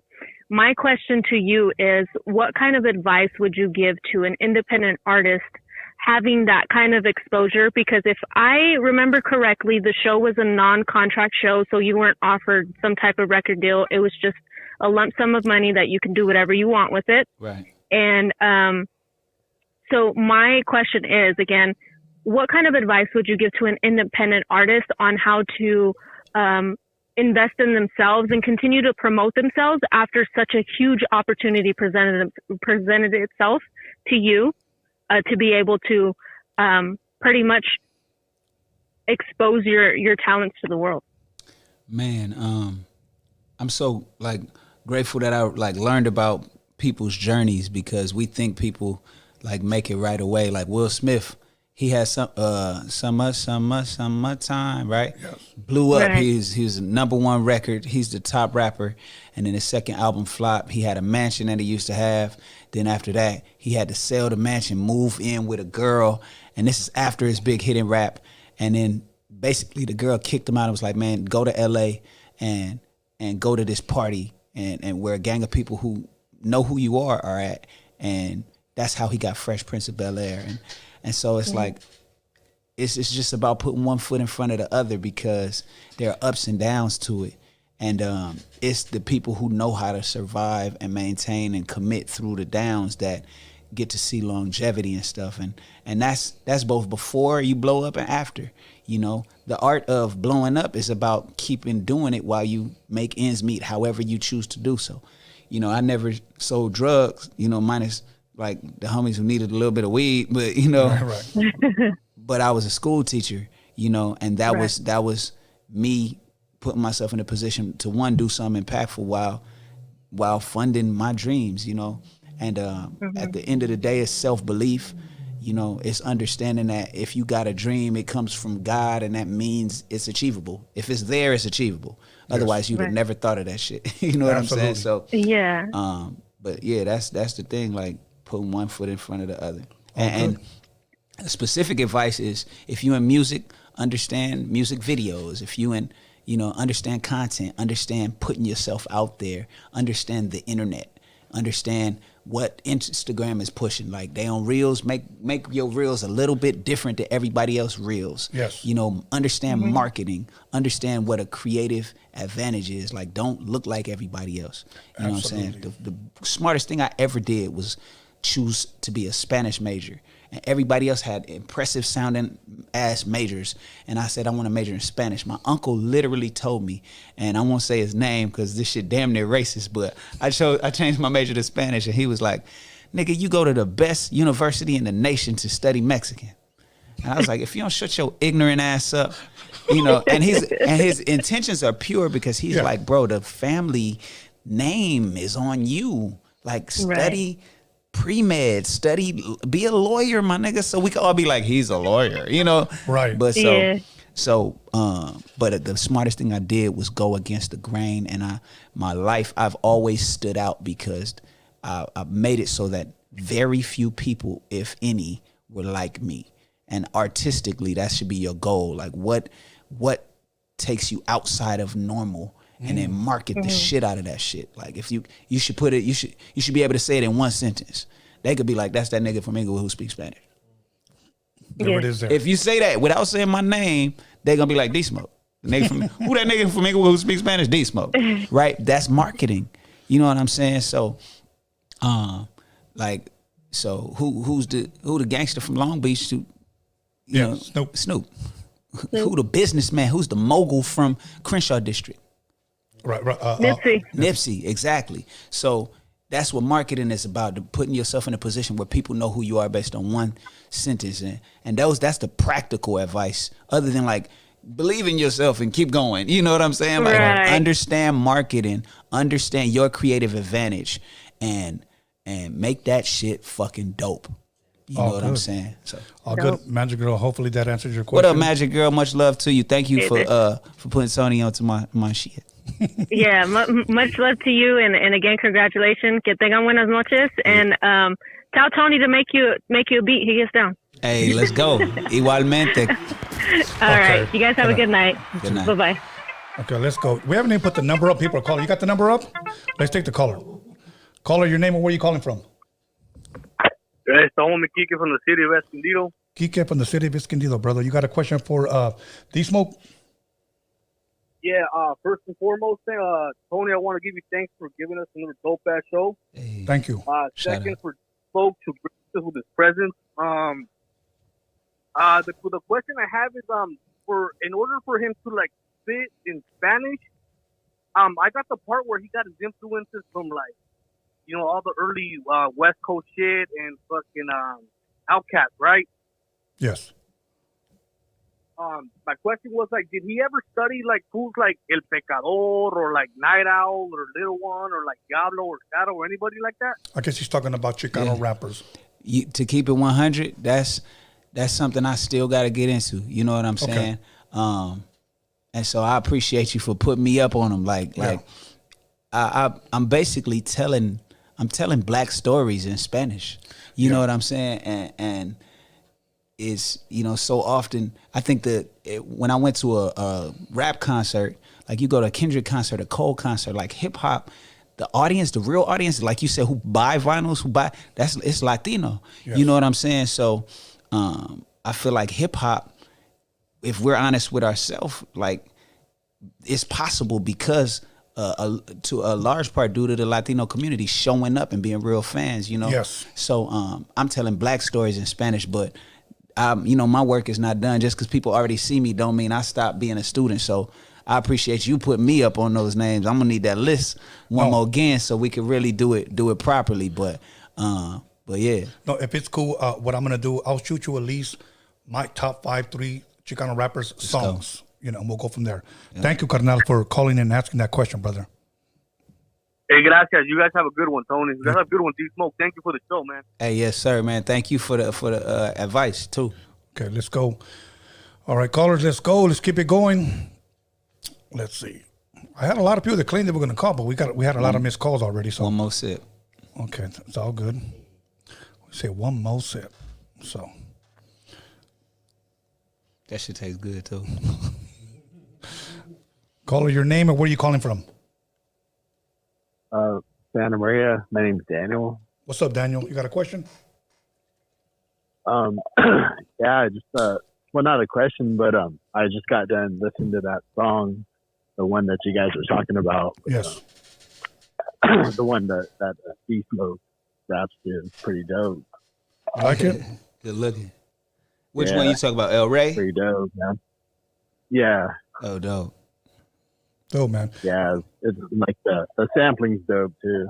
Yeah, you know what? Let's give flowers to the producer. Absolutely, my boy Dim Joints, the same one that Dim Joints. Dim Joints is the man. I presented him with the challenge, like, hey man, sample this. When he sent me the beat, I was like, bro, you have outdone yourself. Like, I can't imagine. I would challenge every producer in the world to do a better beat to that.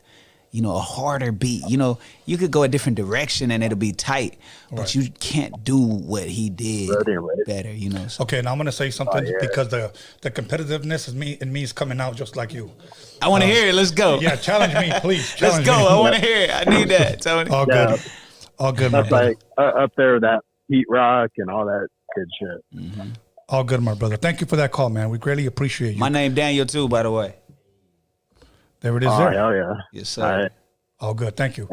So before we get another call, D Smoke. Oh, you know what? I got a call. Hey, look, we're not just gonna slide past how Tony just be hanging up on the call. All right, thank you, Boop. Yeah. Smooth Vega, you're in the building. Go ahead, my brother. What is going on, man? Calling all the way from Fort Worth, Texas, man. Great show so far, guys. Wanted to ask real quick. First and foremost, D-Smoke, it's a two-part question. Number one, it's going to be, how did you feel whenever you got nominated for the Grammy last year? And number two, you were talking about Will Smith a little while ago. How was it being part of this this new Fresh Prince series that's on Peacock? And I just wanted to ask about that. Man, those are great questions. When I got nominated for a Grammy, to keep it 100, I knew we'd get nominated at some point. Okay. Right, in my career, like as part of this whole journey. So at some point way down the line, it took Nas forever to start being in that conversation. Now he's winning all of them. But for me, this is my debut album, and it's like nominated for 2. And I'm like, so to keep it 100, I was surprised. Like, cause I set these goals way out, and I believe in doing the work, and whatever comes, it comes when it's supposed to. Yes. I didn't know it was gonna come right away, you know, a nomination. So at first I was surprised. Then I was elated, you know. Then we get a call because they rolled in. Then we get a call and say I'm nominated twice on the same one. I'm like, oh shit, this is dope, you know. And so I feel super fortunate that we did it at a time when people wanted to hear something more than what they've been hearing all the time. That was the beauty of the pandemic. Like people was like, okay, like we're not at the club, so we might actually listen to something that is talking about something different, you know. And all the protests and shit was going on, and that was like the album came out before they happened, and then when it happened, it's super relevant. You know, I wasn't doing it like it was a lot of trendy people hanging with the protests, like, oh, it's cool to be at a protest now, you know. But I wrote it before that, you know, and so, but it was cool that it could be the soundtrack to that moment that I didn't know was going to happen, you know. So I think all those things played into getting early recognition, and it felt awesome. The second question. The second question I was asking about the Fresh Prince. Oh, Fresh Prince, man. It's dope for so many reasons. One, I'm a huge Will Smith fan. I believe he's brilliant. I believe his work ethic is unmatched. And it's dope to see, you know, him be just who he is in front of the world. Even when it's a flawed human being, it's still dope to watch, you know. And I can empathize with that person because I admire him so much. And then the show, they've done so many things right, you know. There's only one way to do it right when you're recreating something like Will Smith.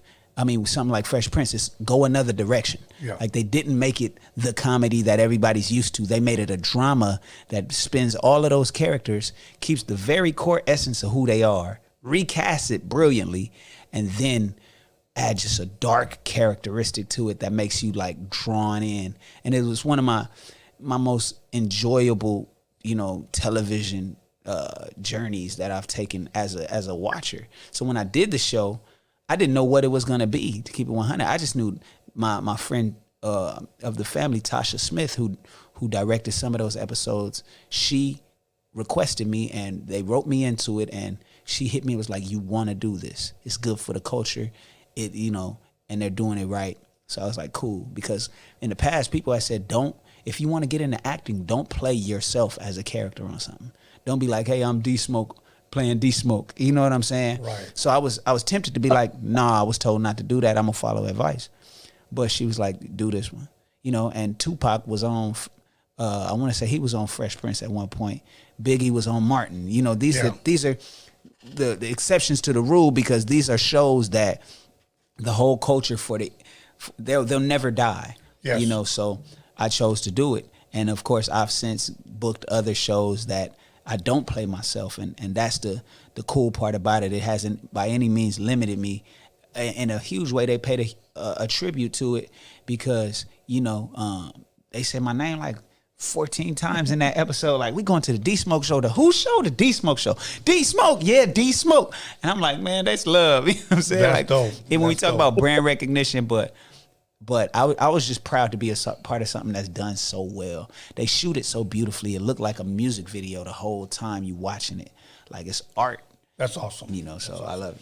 Smooth. Thank you, Carnal. Well, man, congratulations, guys. And Cowboys are 3-1, Tony. Hell yeah. Hell yeah. Cowboys are going to beat they're going to silence the Lambs this Sunday, homie. Oh, shit.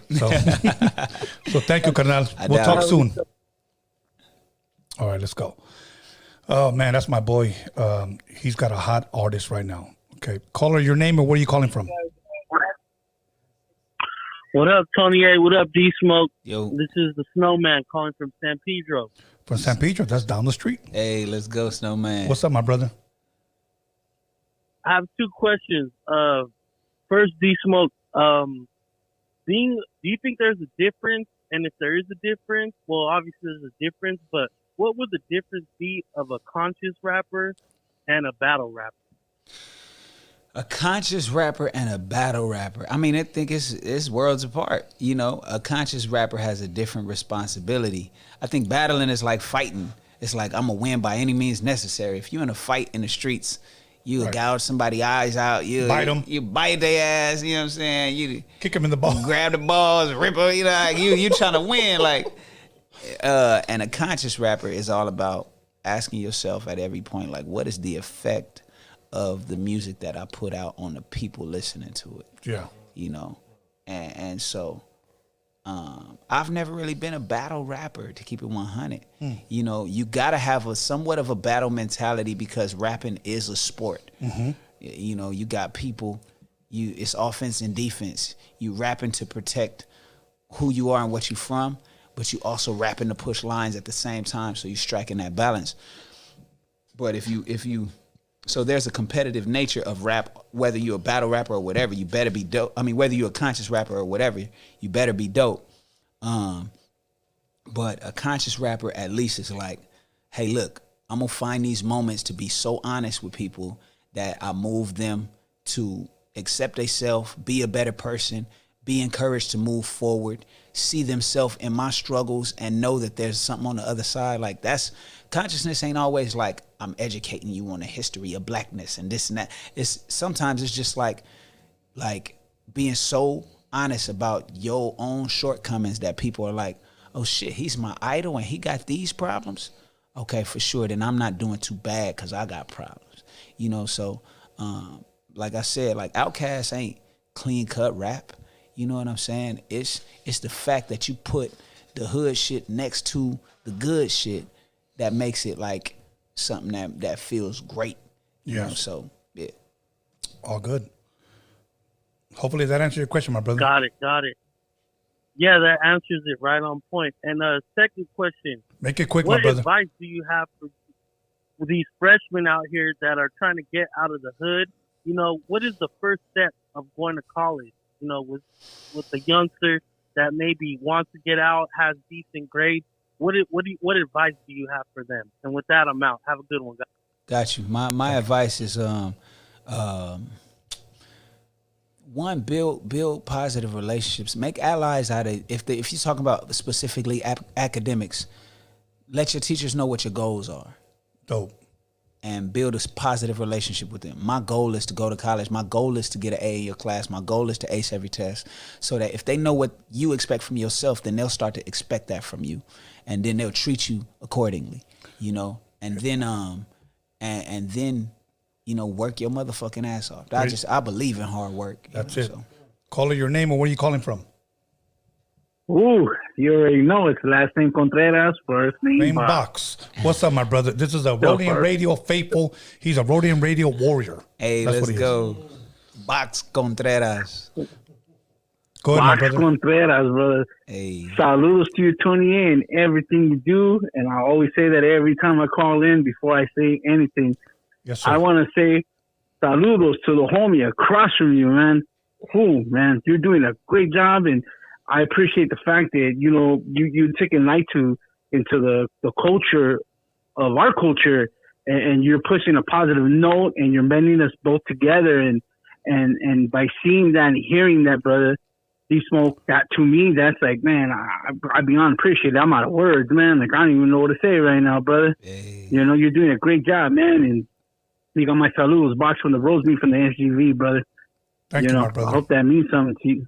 Hey, thank you. That means the world, man. I got chills right now because this shit is super real to your boy.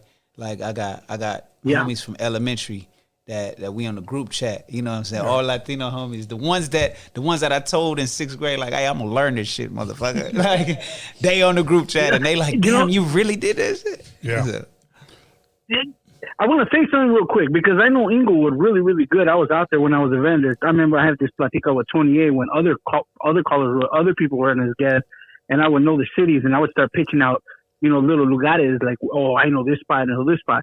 Do you remember Florence Market off La Brea and Florence? La Brea and Florence. Right there off Inglewood. Well, it used to be across the street was the Costa Tacos over there. It's a Walgreens right now. Yeah. It was Acosta Tacos. It was a Buy Low Market. It used to be Mega Value. Buy Low Market, yeah. And it was Buy Low. Mm-hmm. I worked there when Mega Value turned to Buy Low, and my cousin Sheila owned it. She gave me my first job. The owner, his name was... Go ahead. Mm-hmm, go ahead. Oh, no, I was going to say when it was a Buy Low in 2002 when I went out there, and I was through Inglewood. And I remember going, delivering, I used to work for Guerrero, the tortillas. I was a vendor for them. And I used to deliver the tortillas. And I used to go down the street to Raus and Centinela, the one down on the corner, if I'm not mistaken, down La Brea. You could get fried salmon over there, but. Yeah.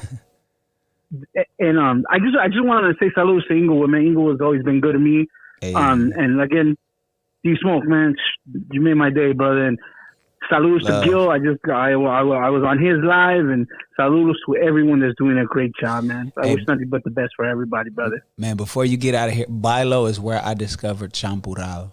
Champurrado. Yeah. They had this. I was like, man, I can't tell if this is cinnamon milk or chocolate milk or hot chocolate. That shit was good in the mug. And I'm lactose intolerant than a motherfucker, but that shit was good. I drink it anyway. And I was doing go backs, and I was a box boy at Buy Low Markets, my first job. But shit, I know. See, and I've been there, brother. I've been through the receiving. I used to go to the back when I used to park in the back, and I looked at tortillas and fill them on the shelf, brother. I was there, man. That's crazy. In 2002, when I worked there, truthfully say I was there. Man, it was crazy. I worked there in 2002, brother. And the homie who worked there, he was quietly from 6O's working at a grocery store in Inglewood, but he was cool, you know, and so he was like, man, quiet as kept, bro. I be on 10th Ave. Like, he was big crippin', but we had the same job, and he was me and him was friends. Marcus, shout out to Marcus. We crossed paths. We had a cross paths right there out of Inglewood. We had to, brother. And when I was seeing it, and when I saw the live, I was like, I've seen this vato somewhere. I can't picture it, but I remember being out there, and I was thinking, man, I've seen this vato somewhere. But you know, that's a hit or a miss. I'm just for me to know where Bailo's at and call them streets. You know this. Saludos, brothers. You guys have a good one. I know you guys got more calls, man. Look, we got about 5 more minutes, so I'm trying to be mindful for everybody calling in. So, por favor, keep it short. Please, keep it short. Call your name when you call. To go viral and become famous by kissing rappers. What's that? You know that show? Yo. Hello. Oh, hello? Yeah, please turn down your television, por favor, because we hear feedback. Oh, I got... Oh, we're good. Yeah, this is Pepper from Monte. For Monte. I want to ask the gentleman there, what does he think about rappers kissing other rappers to go viral? Rappers kissing other rappers? Is that what he said? Well, you know, I think he's talking about... Oh, hold on, caller. Are you talking about the Bad Bunny thing? Bad Bunny and what's the other guy? Lil Nas? Okay, Lil Nas X, I believe. Bad Bunny just recently, I guess, I don't know, was it about a month or two ago? He I guess, kissed, I don't know, some dancer. A dancer on stage. Yeah. I mean, man, that's not my lifestyle. But I'm also of the belief that if I don't speak on other people's lifestyle, if that's not my lifestyle. Right, you know what I'm saying? I guess what he's asking, do you think people do that to go viral? Absolutely. I do think people do stuff because they know the world we live in. Okay. You know, I respect anybody's right to live their lifestyle, but at the same time, if you're doing it simply for, you know, if you're doing it simply for a clout, then that's on you, man. Yeah. I'm not from a place where I don't believe in speaking up on other people's shit. You know what I'm saying? If you do what you do in your world, do it. But if ever I feel like you violated me, then it's gonna get dealt with majorly. You know what I'm saying? And swiftly. But other than that, like, you know, God bless them and do what you do. Keep it pushing. Keep it pushing. Thank you, my brother. Thank you for calling. So, saludos. Okay, let's go. One more phone call and then we out of here. Let's go, guys. Please get to your question. Let us know where you're calling from, your name, and get to your question. Rappers kissing rappers. I was like, this is a rapper. Caller, your name and where you calling from? Calling from Santana. Hey, D-Smoke. I just want to give a shout out to you, know, and I know you and G. Perico got a boxing team out there in LA, you know? Yes, we do. Hey, so you trying to catch a sparring session someday or what?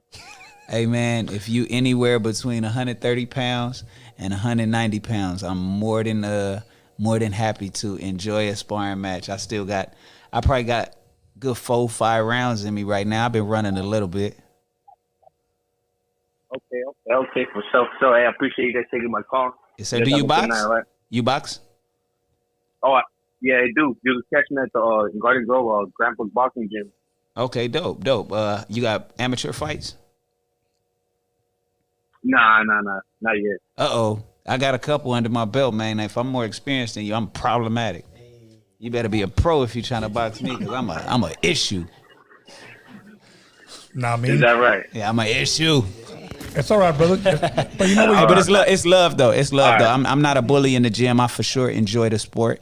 I enjoy moving around, and you know, at whatever level people want to create the sparring match, we could do that. If it stays a friendly sparring match, then it's that. When people decide to bang and go up, then I'm very comfortable doing what I do. But I love and respect the sport, and I respect anybody that's willing to get between the ropes. Absolutely. And be a man that way. Are you a southpaw or orthodox? I'm a southpaw. Hey. Oh, all right. Hey, yeah. You notice that? Hey, bro, I'm right-handed, but I've always fought southpaw. Me too. I'm a right-handed southpaw. Yeah. I'm not a. So my jab crazy. The jab hook off the front hand. I let the left out when I need to, but the jab hook and my footwork's stupid because I came from karate. So I'm gonna make you find me in there, and then I'm gonna surprise you. He got that shotgun jab. And I'm throwing feints. I'm gonna make you think it's there. I'm pump faking on you. Not there. Nah, I mean. You know what I'm saying? All good, my brother. Thank you for that call, bro. Okay. Much love, my man. bro. You have a good night. Yes, sir. You too. Okay, let's go. I'm going to ask you a dumb question, but I just have to ask you. ¿Sí o no? ¿Te gusta la comida mexicana? Por supuesto. Okay, ¿y cuál es tu favor plato? Para mí es el chile verde en burrito o nomás chile verde de puerco con arroz y frijoles. Chile verde puerco con arroz y frijoles. Depende del tiempo, durante qué tiempo en el día es. Para desayuno, huevos rancheros. Oh my God. Okay, that's your Mexican. Pero pescado frito. Un plato de pescado frito completo, entero. Sí. Pescado frito entero con arroz y frijoles. Pero también me encanta el ceviche de de camarón cocinado en limón. Oh, my no God. cocinado a la plancha, cocinado en limón. En limón. Y hay un lugar que me encanta en Inglewood. If y'all in Inglewood, y'all gotta go by. Hold on, caller. Go ahead. La Fonda on Century. La Fonda is on the way headed toward the airport. It's my favorite. That's a family-owned restaurant. I go there. When I was broke, I used to go there and just eat good, and they would treat me right.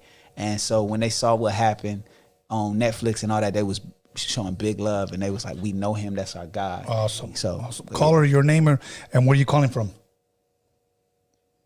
Yeah, what up? My name's Ramon.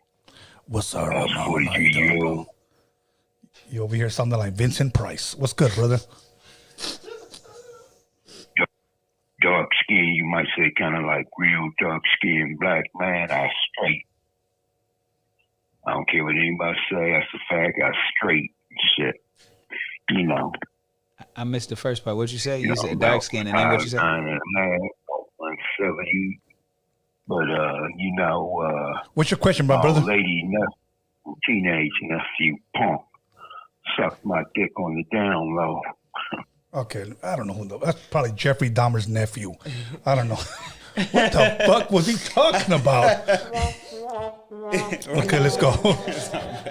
Call your name and where are you calling from? I've already had 3 shots, so I'm not Hey, what's up, Henry from Pomona, man? What's going on, brother? Pomona in the building, the Pomona virus. What's good? What's good, my brother? Hey, I got a question for you guys, man. You know, my younger brother, he's getting into the music industry. He wants to produce and stuff. He's done some stuff, and you know, we're always talking about kind of how you have to sell out to the main music industry to come up, right? What's some advice that you guys could give to him to say, being independent or whatever it may be? Is there anything that you guys could give? You know, that I could say, hey, this is what I've heard from some the big homies, and they said this is what you should do. I guess if you're an independent artist, but I know you kind of already spit that already. Yeah. In a nutshell, what should he do? Like independent artist. Know your audience. In addition, because I said spoke to like understanding the internet, knowing how to utilize that. But if you're a real one, create in-person experiences for the people that fuck with you, and that's like. So in addition, if you already doing the internet stuff, find out ways and start with small ass rooms. You know what I'm saying? Find a little store in your community or a barbershop where it's like, hey, we're going to convert it into something. And if it's 10 people that I know fuck with me, we're going to have a bottle in there. We're going to have drinks. We're going to invite beautiful people. And we're going to do something real small. And we're going to film and document that experience. And they're going to get a live show in that room. And then we're going to document that, promote that to the world. Then we're going to find a bigger room. If we started with 10 people, we're going to go to 20. Then 2 months later, we're going to have 30. You know what I'm saying? And so in addition to what you're putting on and document it, have people there with cameras. In addition to what you're doing online, you're doing stuff in person with real people that really fuels your artistry. And you get to look at the people that actually fuck with your artistry. Absolutely.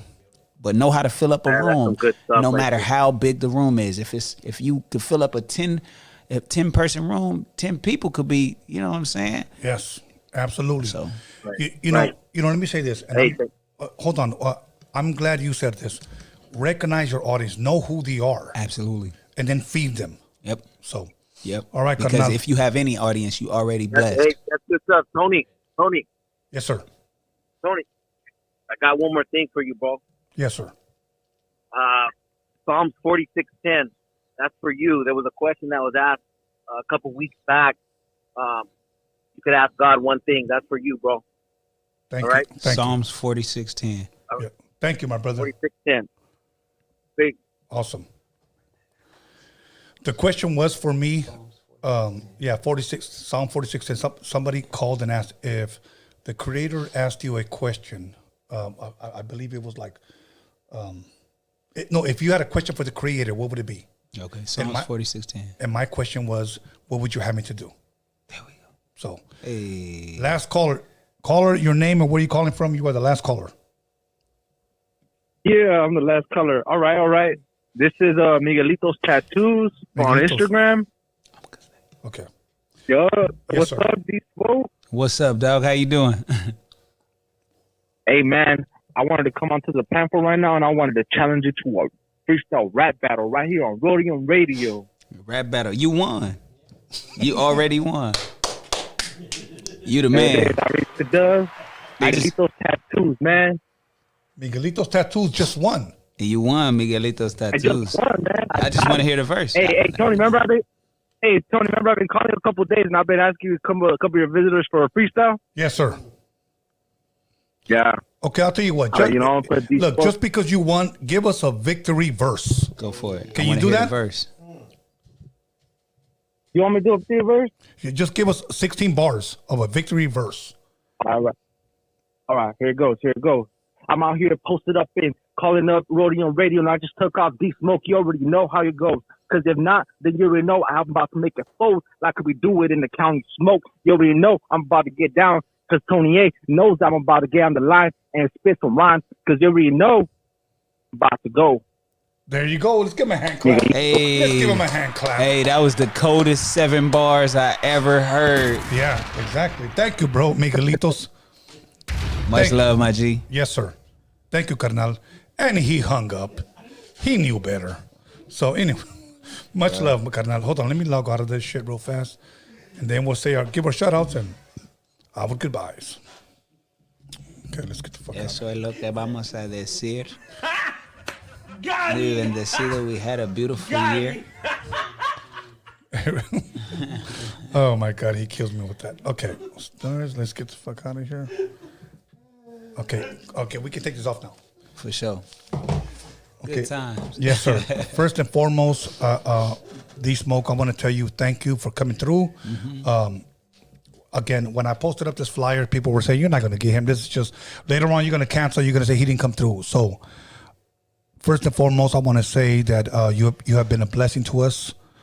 I want to thank you. You know what? I'm the kind of person that claps when people win. I'm the kind of person that shows love when people win. I'm the kind of people that loves to shine light when people flourish. So seeing you flourish, seeing you win brings joy to me, brother. Dope. So Appreciate because you know what? One thing that I truly, truly do believe that, and I've always preached this, black and brown unity. When we first got here, I showed you my first album cover. Mm-hmm. And it was me and then my friend from Compton who now lives in Inglewood. And somebody told me this and they pointed it out to me. I didn't point it out to myself. He said, that's the first West Coast album cover with a black and Latino on it. And I didn't know that. And I was like, wow.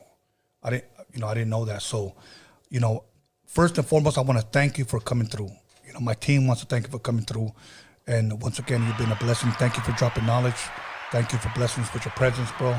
And I've learned a lot today. So, much love. I just want to say, muchas gracias, carnal. Gracias a usted para tenerme. Yeah, y que Dios lo bendiga. Man, igualmente. Hey, it was an absolute pleasure, bro. I've enjoyed just being here, bro, just chopping it up. Thank you for having me. And I feel like this shit is so in line with my purpose on this earth.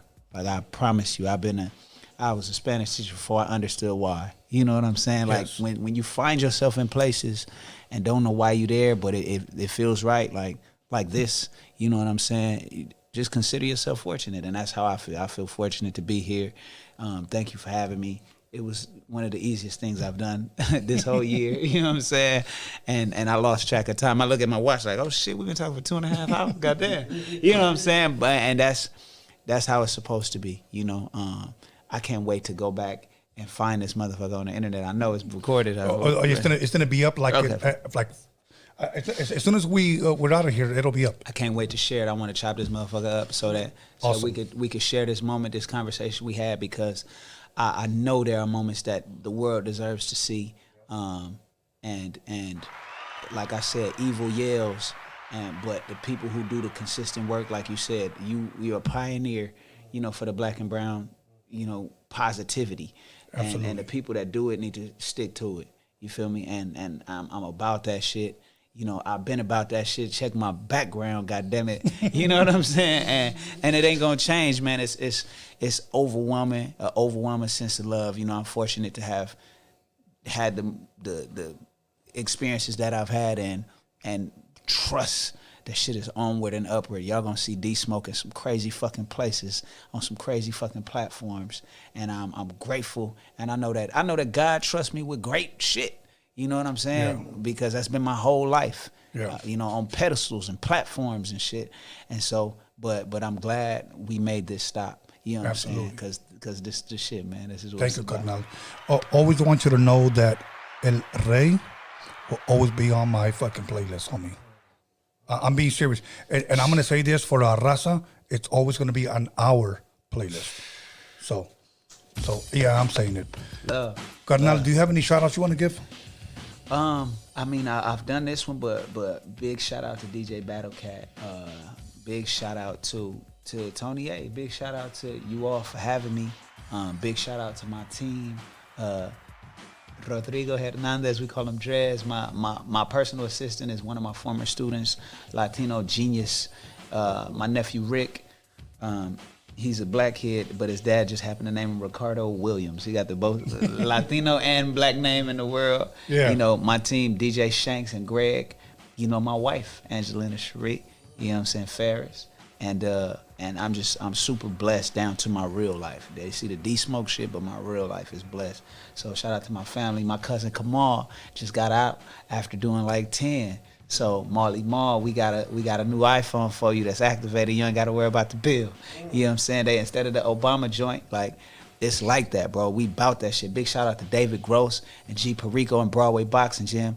Big shout out to my brother Sir, who went in with me on the property in Costa Rica. Davion Ferris, who got his own deal. You know what I'm saying? Like when I tell you we blessed, it's like that. And big shout out to anybody who want to put the gloves on and lace up in Broadway Boxing Gym, because we about to do all that too. Okay, I have to give a shout out really quick. Broadway Boxing Gym, I believe the former owner was Smitty. Yes. Yeah, that was my brother's trainer. Wow. Yeah. And then Miss Larkins. And Miss Larkins, shout out to Miss Larkins who passed, and her son Raphael who passed, which put us in a position to either buy it and save it or let it go into hands that would make it no longer in the community. So I had most of you guys that are into boxing know who Henry Tillman is. He used to train at and is that Long Beach? No. Henry Tillman gym? Henry Tillman used to train at Smitty's gym. Oh, Robert's gotcha. gym. That's what my brother used to. He has a gym now too. Okay. Henry Tillman, yeah. Okay. But it's crazy because when my brother started boxing, my younger brother, my older brother said this, go to Broadway Boxing Gym. Go there. And he said, why? This is my brother, my younger brother said this, why? There's so much of blacks there. And he said, because that's who your opponent's gonna be. Bro, and then it's crazy because when I got to Broadway, it was Team Garcia in there. So it's a whole camp of Latino fighters that are sparring all the black fighters in there. And the black fighters, it's such a fair exchange because you see how culture affects sports. Yes. Latino fighters are relentless. You could outstyle them in certain moments, but you're not gonna outwork them. And you're not gonna outlast them. So when you got black fighters in the same gym as Latino fighters, everybody getting good. We're both getting good. Bro, everybody getting good. And that was my upbringing because it was a fighter named Ernesto. If you watch Ernesto fight, you don't see nothing impressive. But then you get in there with him and he start beating your ass. Like Ernesto beat me up, and he beat me up after I hit him. Like I hit him with my best shit, bing bop.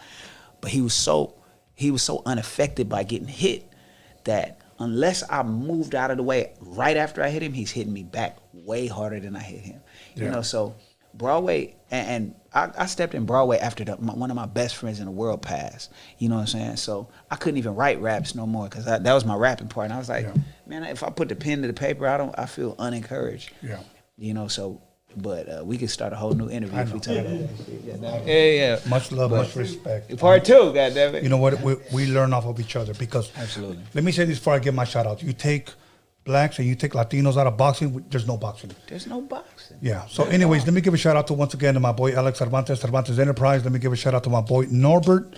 Let me give a shout out to my son B-SKANLESS for helping me promote this, and to the Hip Hop Jedi. And I also want to thank myself Okay, so other than that, D Smoke and DJ Shank. DJ Shanks. Now, are we talking about like Shanks? No, like Lamb Shanks. Oh no, Shanks referred to the DJ like what they just come to Sharp. Homies gave me that name when I was younger, and it just Stay sharp. He one of the most organized, disciplined so people. Stay I know. sharp. Reliable people. But anyways, don't trust him because he's shanked. Anyways, so we out of here. I keep him with me for a reason. That's all I'm saying. Nah, I mean, okay, so everybody, I'm gonna take a couple of more tequila shots. We're gonna take some pictures, and we're out of here. See you guys Friday and then Sunday. Much love, much respect, y muchas gracias, carnal. Yeah, honestly, bro, it's like, eres una bendición. Okay, we out of here.